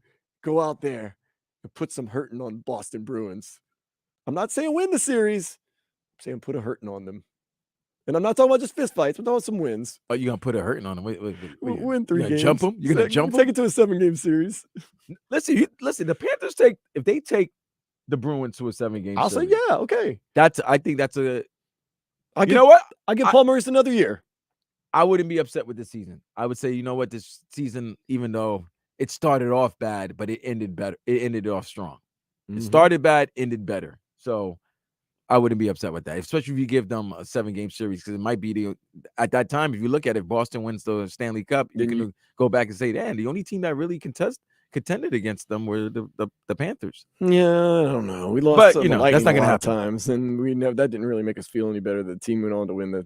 But you get a goalie, baby, Mr. Lion. Believing in Alex Lyon, Lion King, yeah, Lion man. Keeper. That's their name, Lion Keeper. Trevor Rogers pitched 6 innings, 5 Ks, 1 earned run as the Marlins down the D-backs 5-1 last night. The two play again today at 4:10. I mean, this pitching rotation. Oh, Jesus. These hitters. Oh, man. Stallings almost legged one out last night. He's just a little too slow. I don't know. I enjoy watching the Marlins, especially now that they're back at 500. 7-7? Could be worse. I mean, yeah, it could be worse. Inter Miami. Losers of 5 in a row. 2 games in a row they have not scored a goal. They got a week off. You know how sometimes, that bye week just kind of falls in the right place? This is it, man. They're going to be back in action Saturday, 8:30 when we play the Houston Dynamo. Oh, man. We talked about this earlier. The Cavender twins are going to forego their last year of eligibility, not play for the U. They have hinted they're going to the WWE and could be doing some wrestling in their future. Vlad says most likely heel. And if you don't know what a heel is, bad guy, bad girl. I can see that. I can see them being heels, man. Blonde haired, bad girl. I would make them like the Kardashians of like the WWE. Yeah, I would get I would make them like the Kardashians of the WWE. I remember The Rock was a heel for a while, He but was a heel. He got so popular that eventually he became a good guy. That would probably happen with the Cavender twins. That's probably that would you they've got a good built-in fan base too. Absolutely. What is a good guy called? A face. A face. Okay. Yeah. So heel and a face. See, we're learning some wrestling terms right now. That's good. I enjoy that. St. Thomas Aquinas' Chance Robinson is committed to the U. He's the 135th overall prospect and the 22nd ranked receiver in this year's national recruiting class. That's what I'm talking about. Mario Cristobal put the fences up, recruit the state of Miami, South Florida, whatever you want to call it, recruit that and you shall be fine. I think it is probably the most fertile recruiting base in all of America. Texas is strong. I will say Texas is very strong. Southern California also very strong. Louisiana strong, but not as strong as those three. Mississippi, Alabama strong, not as strong. Ohio strong, not as strong. Yeah, South Florida and Texas, maybe Southern California. I don't know. I say South Florida and Texas could duke it out for most fertile recruiting grounds. So it's definitely Texas, California, and Florida. Right. I didn't understand why Ohio was such a backyard for good for great talent, but then now you see those players and go to Ohio State and they go to Michigan. Like, that's the funny thing. Ohio has so many great players. The state of Ohio produced so many great players that some of these players have to go to Michigan. They got to go to the rival, right? It's happened many times to get burned. So I'll tell you this: I would put Ohio number 4 and Georgia as well. Yeah, oh yeah, that's right. I overlooked Georgia. I'll tell you this, man. The corn-fed size of the people in Louisiana shocked me, because I've been down here in South Florida for a while, where maybe you have a little bit smaller people, and a lot of people try to stay in shape and everything like that. But man, people are corn-fed in Louisiana. They are big, strong, thick people. Wow. I mean, just getting on the plane. There's some biggins. The plane out of here was people that I'm used to seeing every day in South Florida. The plane from, where was I? Texas to Louisiana. Whoo! I was like, these guys, they must all be professional athletes. And they were just randos.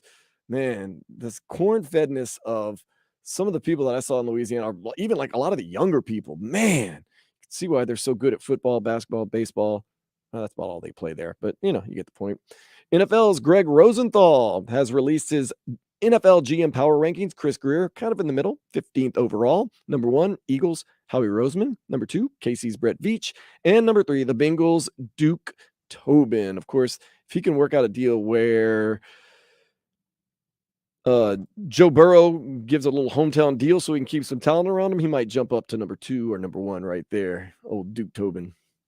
I get that. Dude, the Bengals were nothing. They were trash. All of a sudden, you draft Jamar Chase and Joe Burrow. All of a sudden, you're third best GM in the league. You're the worst team in the league. That goes to show how important it is to get a good quarterback. You go from being the worst team in the league until 2 years later, you were in the Super Bowl and now a perennial contender.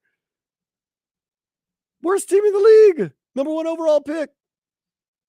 Wow. Crazy. Kings basketball team, they got an early season tournament. It's going to be in the Bahamas. We're trying to go. That's all I'm going to say.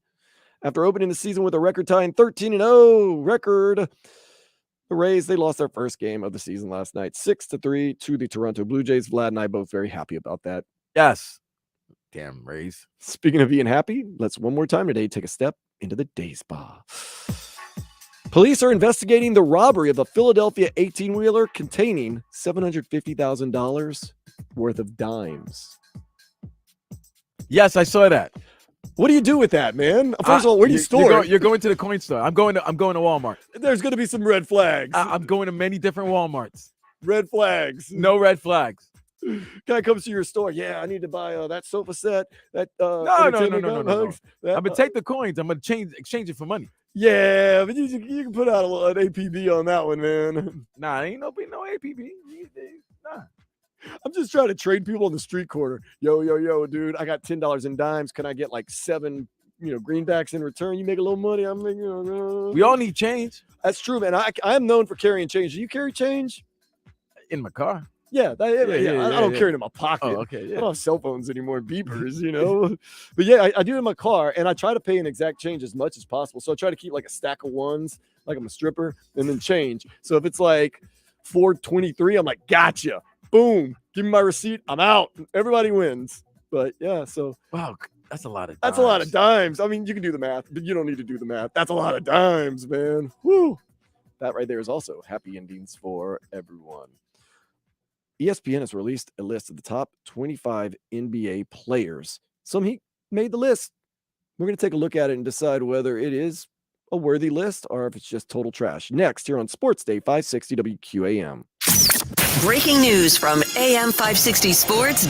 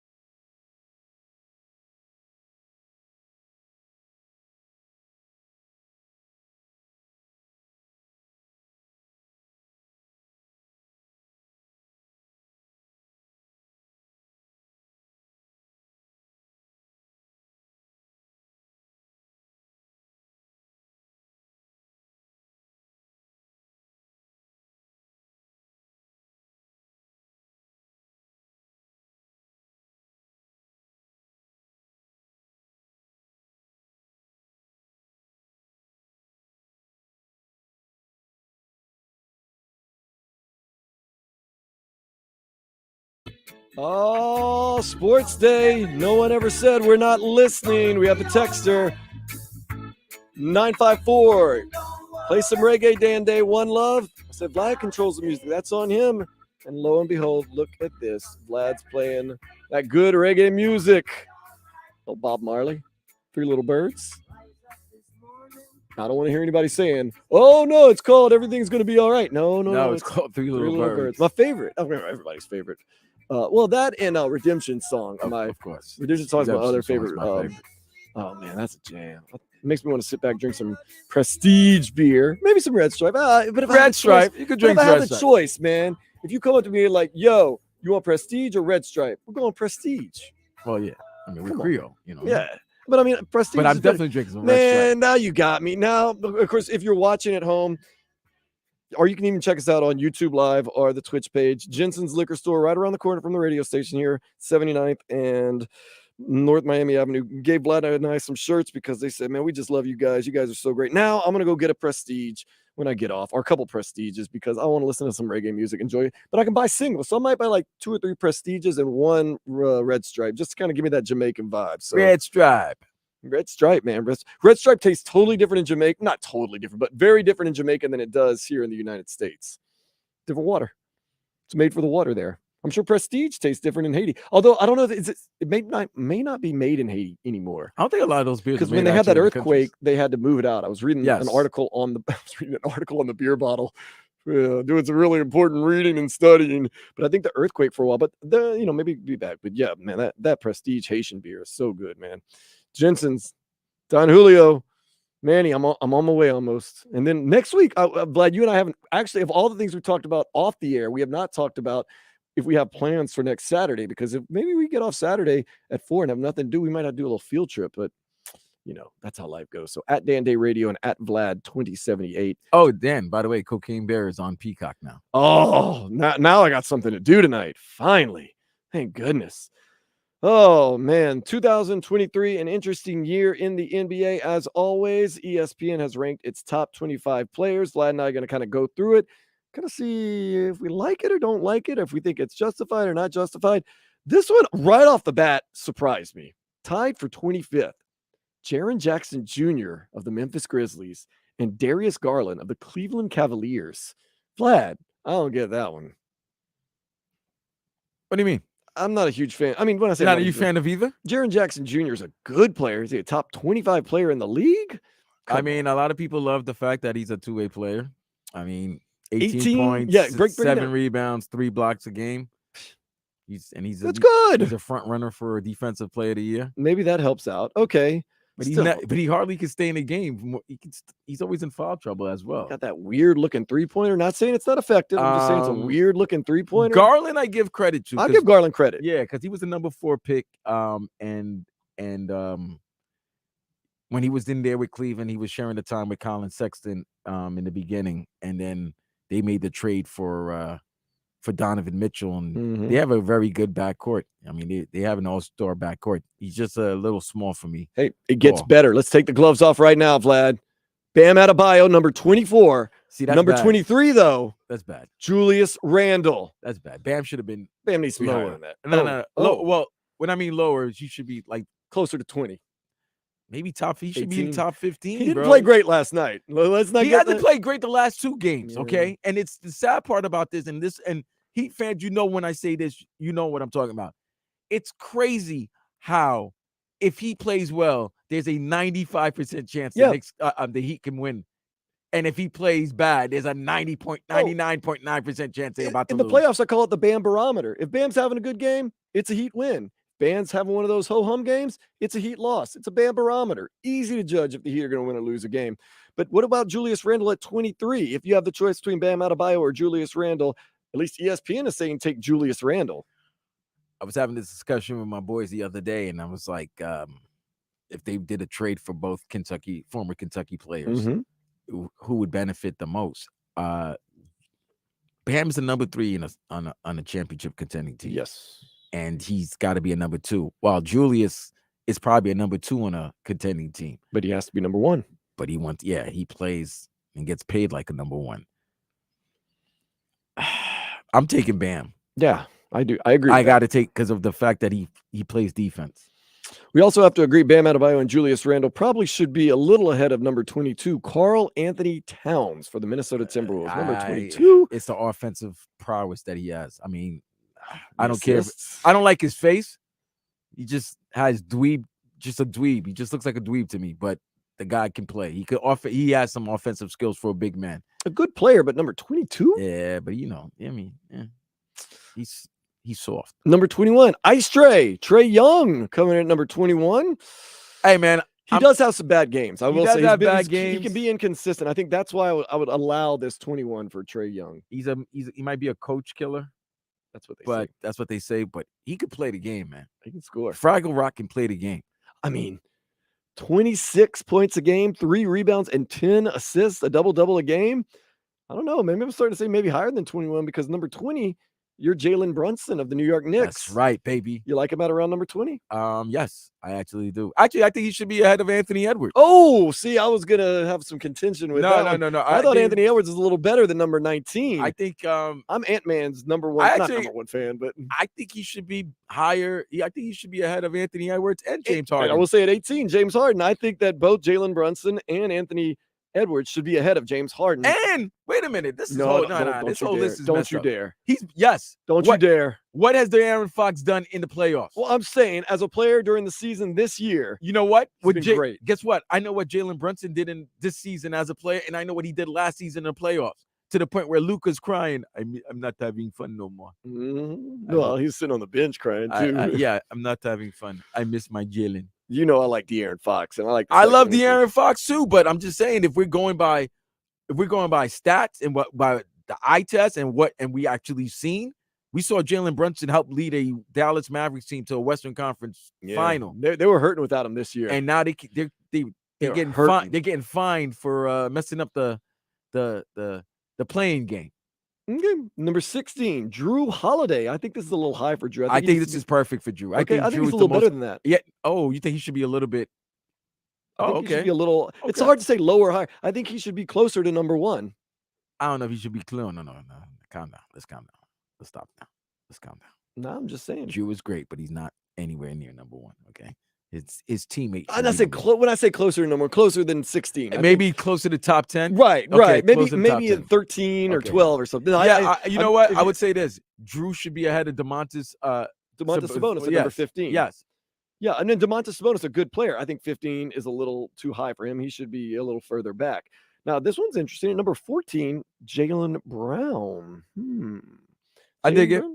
Jaylen Brown had a good postseason last year, and he's been consistent. I mean, seems like this Jason Tatum and Jaylen Brown team has been in our eyes for the last 10 years, and it's only been like 5 or 6, but they've been close, and they were really close last season. Yeah, I mean, getting to the finals, that's nothing to sneeze at right there.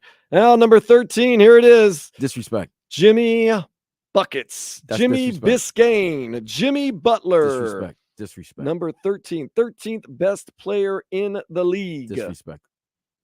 Jimmy's top 10. Okay, let's see who's ahead of him. Ja Morant. Would you say Jimmy Butler's better than Ja Morant? Number 12? All-around player, yes. Who would you want on your team? I want Jimmy. Of course, is you want Jimmy on your team instead of Ja Morant. Number 11, Donovan Mitchell. Is Jimmy Butler better than number 11? Yes, Donovan Mitchell. absolutely. Donovan Mitchell can fill it up. And Jimmy could give me 40, 10, and 10. Could score when he wants to. And he's going to give me defense. Donovan Mitchell is going to get abused, and he's going to be exposed in this playoff series against the Knicks. Here we go. Interesting question. This one's good. Take it all into account. At number 10, is Jimmy better than Anthony Davis? No. Pound for pound when they play. But I'm going height for height. I'm going side for size. Though, that Anthony Davis didn't play a lot of games this year. Jimmy, for the most part, was available. For the most part, he wasn't. But when Anthony Davis plays, you see the numbers he's putting. He's great. Up. Okay, he's yeah, great. I'm going with Anthony Davis. God, that's tough. So I'm going to give a push on Jimmy Butler and Anthony Davis right there, and mainly because Anthony Davis right there has the injury issues. I know everybody has the nicknames for him. Number 9, can you put Jimmy Butler ahead of or equal to Devin Booker at number 9? I don't. Devin Booker is just Devin Booker's good. You know what? Devin Booker's getting no love. You know why? Bad Bunny hates him. Bad Bunny. Bad Bunny said no. Bad Bunny said no. Jimmy's better than Devin. You think? Yes. Wow. In the postseason, because look, I'm not talking about.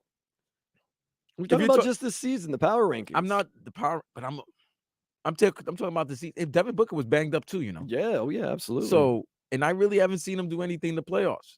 I mean, he led his team 1 year to the NBA Finals, and then that was more of a Chris Paul too. And last then he year- didn't he get hurt during that final run? No, well, the Pelicans got him last year because they were going too fast.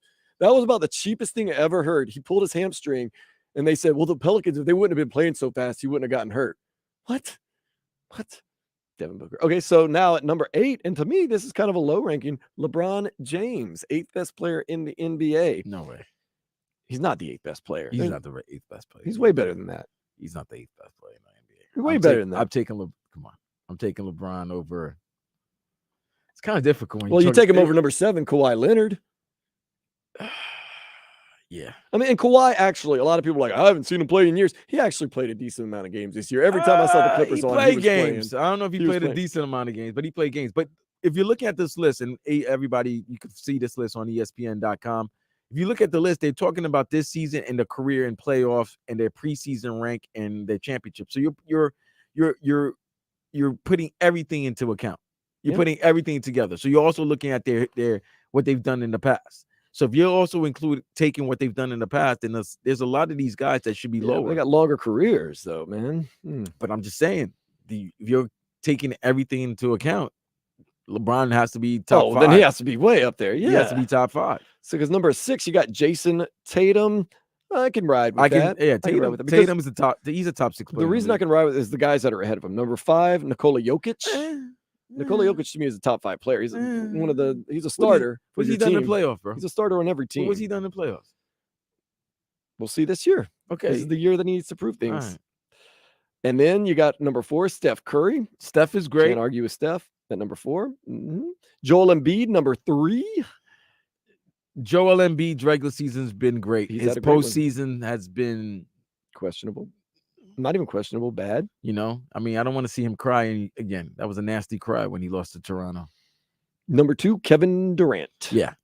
2 and 1, we already know who number 1 is. Giannis Antetokounmpo Yeah. at number 1. 1 and 2 is good. I think number 4 is great.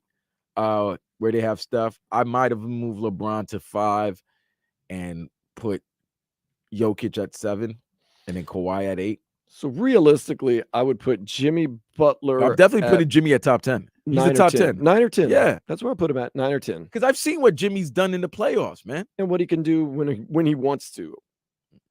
Showed it last night. What was the game the other night? Was it Detroit where he didn't do anything and then decided to turn on the Jets, scores 16 in the 4th quarter, and just scores at will? Jimmy wants to hit the Jets. He can. He's going to have to hit the Jets because the Heat are going into Milwaukee tomorrow for game 1 of their series. Giannis Antetokounmpo, who's our number 1 on the list, he's going to be there. Drew Holiday, who was number 16, is that what he was? He's going to be there. I'm shocked that he put Chris Middleton in there. Yeah, I'm guessing. Because to me, he's the most clutch player on that team. That's the guy that I want with the ball in his hands to get a basket. He's a little more diverse than Giannis, I guess. Right. I would say. So that's why I'm shocked that one of their big 3 is not even in the top 25.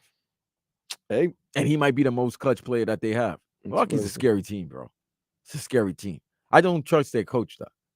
Budenholzer. I don't trust Coach Bud. Coach Bud, yeah. But I admit he's won one before, so it's one of those things. I mean, that they got a lot. They're loaded, man. They're loaded. It's going to take a lot. The Heat are going to have to do a lot, but that's why you play the games right there. Jimmy's going to have to be Jimmy, and everybody else is going to have to play up to their standard, if not higher. But you go in there, you let the chips fall where they may. It's a 7-game series, though. Oh, man. But it's the rankings right there. Like we said, I think we put Jimmy Butler in 10 or 9. And then, of course, our other Heater, we moved Bam from 24 to maybe 21. I would say 21. I would put him 20. 20. Okay, that's fair. I would put him 20. Because, I mean, if you've been in the playoffs every season, that has to mean something.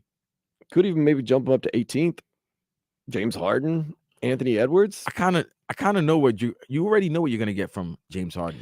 Yeah, and he's still got it like he did last year to give you one really good game and give you some hope. But I mean, he had a good game today. Yeah, he has trouble night in, night out to do like he used to do all the time. He's still 21, 6, and 10 this year. I mean, very, very good. So career in the playoffs, 22, 5, and 6. Oh, man, his assists are way down in the playoffs, which I guess you kind of understand because the way the game is played, but his points are up in the playoffs. I mean, he had, look at him today. He had 23 points and 13 assists. He made some deep shots. So, yeah, okay. Well, the Heat, once again, kind of get screwed when it comes to these lists. But what are these lists? What do you mean they get screwed? They're not getting screwed. Well, I mean, Bam could have been a little lower, and but so we were could also have- ripping them or higher. But we were and also saying that like Bam's inconsistencies in the playoffs. that could be something that might have attributed to why he is where he's ranked. Jimmy Butler's been nothing but consistent in the playoffs. Although his career playoff numbers are kind of interesting. You'd think they'd be really, really gaudy. His career in the playoffs: 20 points, 6 rebounds, 4 assists. I'm gonna shoot Jimmy some bail. Remember when Jimmy when he first started going to the playoffs, he was with the Bulls. And Right. He wasn't the number one guy at that time. It was Derrick Rose. And he was more so there to guard and defend. Right. But the just what opposing we've team. seen over the past couple years, it's like, man, Jimmy's got to average like 36 in the playoffs. Jimmy's got to average like 36 and then still guard the best Right. offensive player on the other team. A lot of is asked of that man, and he seems to always come through, and he's going to have to again when the Heat played Milwaukee in round 1. That's why he drinks a lot of the Michelob. That Michelob Ultra, baby. He needs a lot of Michelob Ultra. Lightest beer there is. I'll stick with the Prestige, man. Drink that big face coffee, that Michelob Ultra, some country music. Jimmy's playoff Jimmy. I'll tell you this. Jimmy goes and balls out and gets us past Milwaukee. I'm buying us some Michelob Ultra. I'm not drinking Michelob It could Ultra. elevate our game. I don't like Michelob Ultra. Sorry, Vlad's taste buds is not drinking Michelob Ultra. Okay, I only drink I drink the Green Lizard Heineken. Shout out to the Ooh. Mad Dog. I thought you were going to say rest in Dos Equis peace. Lager. No, and Prestige. Prestige, of course. Oh, Prestige. Or Red Stripe. I always support the Caribbean. Yeah. All the Caribbean beer. I've been And the Asian beer as well. Oh, and Kirin Ichiban? Come on, Ah. man. I love me some Kirin Ichiban. Can't complain Some about good that. beer. You know what? I'm gonna have a beer. Oh, you know what? Jensen's Liquor Store. Always helping us out. Always. We appreciate that. Shout out to Jensen's Liquor Store. Oh, yeah. All right, coming back, we're going to wrap things up. Remember tomorrow? We'll tell you about tomorrow next here on Sports Day, 560 WQAM. Text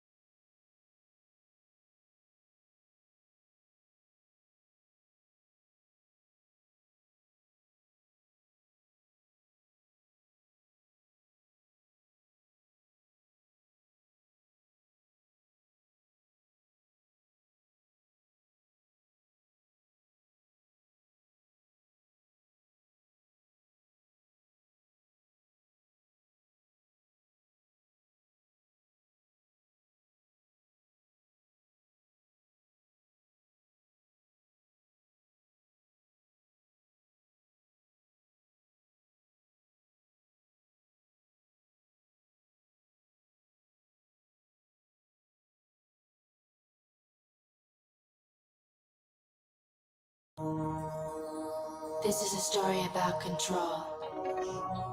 My control. Control of 560 WQAM. You're listening to Sports Day. We're on today from noon to 4, so we have a couple more minutes to make the most of it. Tomorrow, Vladimir and I are going to be on from noon to 4:15 Eastern because getting you ready for Heat Bucks Game 1 tip-off. It's going to be at 5:30. Whew, goodness. Vlad had a night last night. Went out to that Janet Jackson concert. I'm sure you went with someone. You went with a friend, a bon ami, or in some shape or form. Well, Janet Jackson. Yeah. Got to play a little control. It's always weird. No matter what event I go to, whether it be a high demand concert or a sporting event, I kind of have to prioritize who I'm going to invite.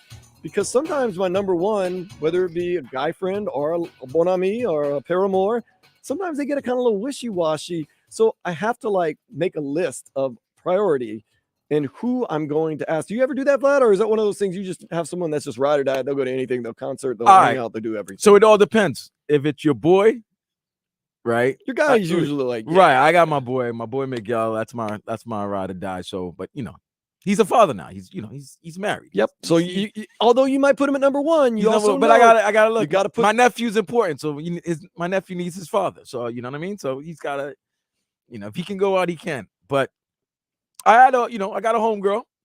Okay, there you go. Got a homegirl. Go on. Right. She always gets first. She always gets first option. Number one.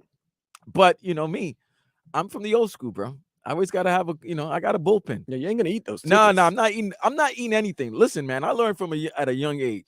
There was nothing worse than you get a room, you get a hotel room and everything, right? You talking to some shorty, you've been laying it out, you've been laying it thick, kicking mad game to it, and then all of a sudden you finally get an opportunity.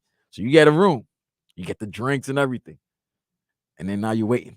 You send a call. Back in the days, might have been a beep.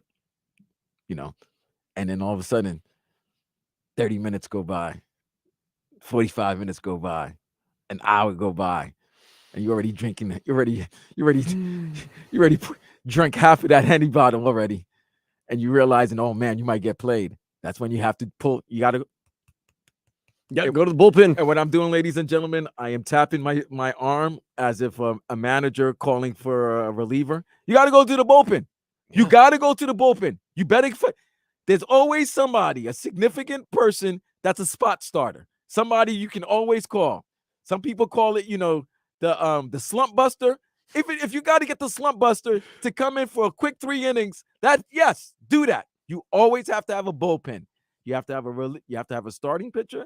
You have to have a relief pitcher, and you have to have a closer. Yeah. I'm not eating that. I'm not eating the money. Especially if someone's doing you a favor. You got to bring someone to the concert. Nah, I'm not eating that. You got to prioritize too. Yeah. So yeah, you do have somebody that you want to, but if the person says no, I don't mind going dolo to spots anymore. No. Because I'm a grown ass man, but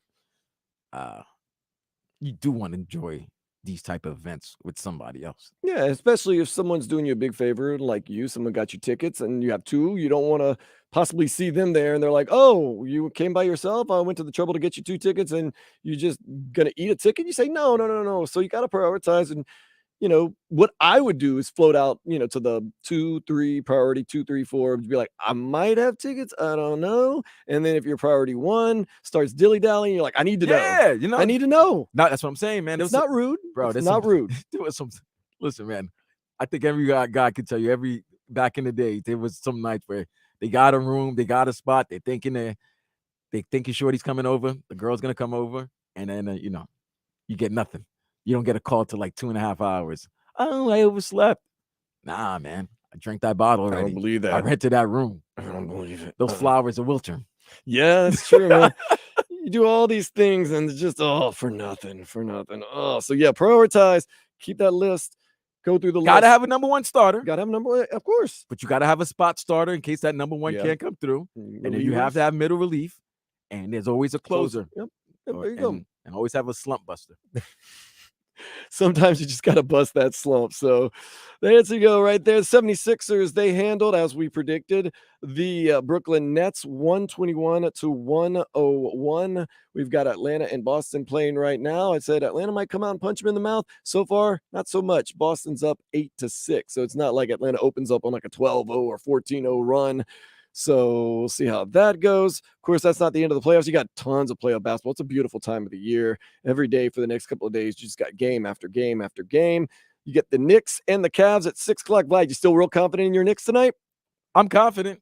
Okay. I'm confident. I'm happy. I Cavs want are to see how good. he's good. Yeah, this is the series everybody wanted to see. This is the series I think everybody sees being a long one. And anybody could win, yeah. Yeah, you're not shocked if either team wins. Right. Should be a hard fought series. But I see the Knicks in 6. Knicks in 6. Okay, we'll see, man. Donovan Mitchell, he's going to be balling. So is Jalen Brunson. Yeah. Well, what I'm saying is tonight, what you're probably going to see is if you're a Knicks fan or a Cavs fan, there's going to be times where you think you got the game won. Other times you think there's no chance of you winning. It's probably going to be it's definitely going to gonna yang. There's going to be a yin and yang game one. You're feeling each other out. Could be exciting. Could be fun. Then you got Warriors and Kings tonight at 8:30. Once again, I'm going with the Kings, but I wouldn't be surprised about anything in this series with the Kings not being in the playoffs in 16 years, the Warriors having won the championship. I'm going to tell you this. All right. If any game in this series, both teams don't score 100 points, that would be shocking. Ooh, yeah, there should be a lot of offense in There these games. should be a lot of Sacramento plays fast, offense. and the Warriors and got they a lot play of no offense. defense. And the Warriors, well, they don't win on the road. And we all know how great and lethal 3-point shooting team the Warriors are. If they get hot, and they get Wiggins back. Yeah, that's important. Wiggins has been dealing with a family issue or some private and issue. you know what? Apologies to him because a lot of people had speculated a rumor about the reason why he was missing for that long. You know, there was a rumor that his best friend had slept with his wife or the mother of his child, and that maybe one of the children wasn't his, but it was a rumor. It's a rumor. It was more, I think his father was sick. It was a family emergency with his father's medical. So, but he's back. Yeah, but either way, to me, that's a significant play on that. That's none of team. our business. So yeah, it's not. I know it's none of our business, but we need things to talk about. It would be content. People so do talk about it. You find out that you find out your man's cheated on you. I mean, cheated with your wife. That's a tough like, one. yeah, man. Like, that's nasty. If your wife cheated with your boy, that's supposed to be your boy. Yeah. And he cheated. You can't trust him. Your best friends, you should always look at their girlfriends, old ladies, wives, significant others as your sister or your brother or whatever type of relationship. Can't touch. You should look at them like your family, not anything other than that. It Do should not always talk. Yeah, it's not. I mean, like people ask you your best friends, girlfriends, and stuff. Like, I don't even look at them as women. I mean, I know they're women, but I don't even look at them like that. They're just like a family member. So, interesting. But we wish the best for Andrew Wiggins. Yes, he's do been wish him Mr. best. Consistency. The past years they were showing his numbers, same numbers every year. Just boom, boom, boom. You know what I love about him? You know what I love about Andrew Wiggins is the fact that for a number one pick, and he was getting ripped a lot. People question his attitude, his approach to the game, and he got to Golden State and changed his game all around and became an important cog in that machine. Without Andrew Wiggins last season, they don't win the championship. No. As a matter of fact, he might have been. People could have made a case for him to be an MVP last season. Yeah, he was in the great. finals. Fantastic. So he's definitely an important person on that team, and they're glad to have him back because he makes that defense. He makes them a better defensive team. All right, and let's close on the game. We here in South Florida are keeping a keen eye on. You and I are going to be on tomorrow from noon to 4:15, preparing you for Heat Bucks game one. I'm going to ask you, what do you need from Jimmy to get a win tomorrow? I'm going to go through some of the other players. I just need Jimmy to be Jimmy. That's it. I need 30. I don't know. I just need Jimmy to be Jimmy. I need 30. I just need Jimmy to be Jimmy. Bam. What do you need from Bam to get a win tomorrow? I need 20 and 10 from Bam. Maybe 20-15. No, I need 20 and 10 from Bam, and I need Bam to not let Brook Lopez be a factor. Be tough, be strong inside. Just be a factor. Tyler Hero, what do you need from him tomorrow? I need 20. 20 plus. I need 20 plus. I mean, it sounds like, well, your guys are asking for a lot. You're playing the number one seed in pretty much all the NBA. I know they're in the East, but they had the best record during the regular season, and they are loaded. So you need Tyler Hero to be 20 plus, maybe get some rebounds and assists here and there. Kyle Lowry, Got to show up. Maybe 10 points.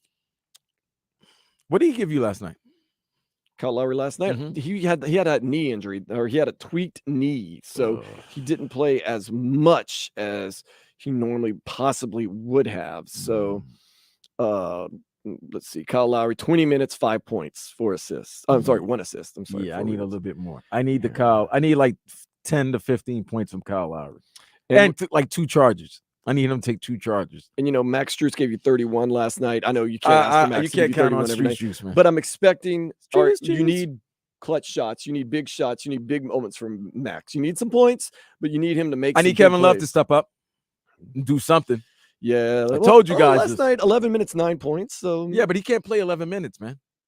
Yeah. And here's another thing: you could tell Spo's shortening that rotation. Oh, absolutely. I think they're a 7-man rotation right now. 8 men. So yeah, but Kevin Love, 11 minutes. So Caleb played 27 minutes. You need. This is what you're gonna need. You need Caleb, you need Gabe, and you need Strus. You need them to give you at least 30 points, all 3 of them. If you can get 30 points from those 3, from Strus, Caleb, and Gabe, I think you have a good chance to compete with Milwaukee. Your stars need to be stars. That's the main thing. Your stars could be stars, but if their stars are stars, then what happens? That's a tough spot right there. That is a tough spot. But hey, that's why you play the game. Jimmy, be Jimmy. Tyler, play hero ball. Bam. You're the Bam barometer. You got to play well. Everybody else, step up your game. That's how you compete with a number 1 seed with the best regular season record in the NBA. That's also won a championship just a few years ago. Should be fun. Had so much fun today, Vlad. Why don't we do it again tomorrow, 10? Same time? No, let's do noon to 4:15. Let's do an extra 15 minutes. Oh. Get Alejandro Solana on the air at 4:15 to give you preheat. We're going to get you Heat. We're going to get you Panthers. We're going to get you everything you need. In the meantime, enjoy yourself, Vlad. You enjoy yourself, Dan. Oh, we will. At Dan Day Radio, at Vlad. Au revoir, mes cousins. Au revoir, mes cousins. Bonsoir. We will see you. We will hang out with you tomorrow here on Sports Day 560 WQAM. Hey, down on the corner over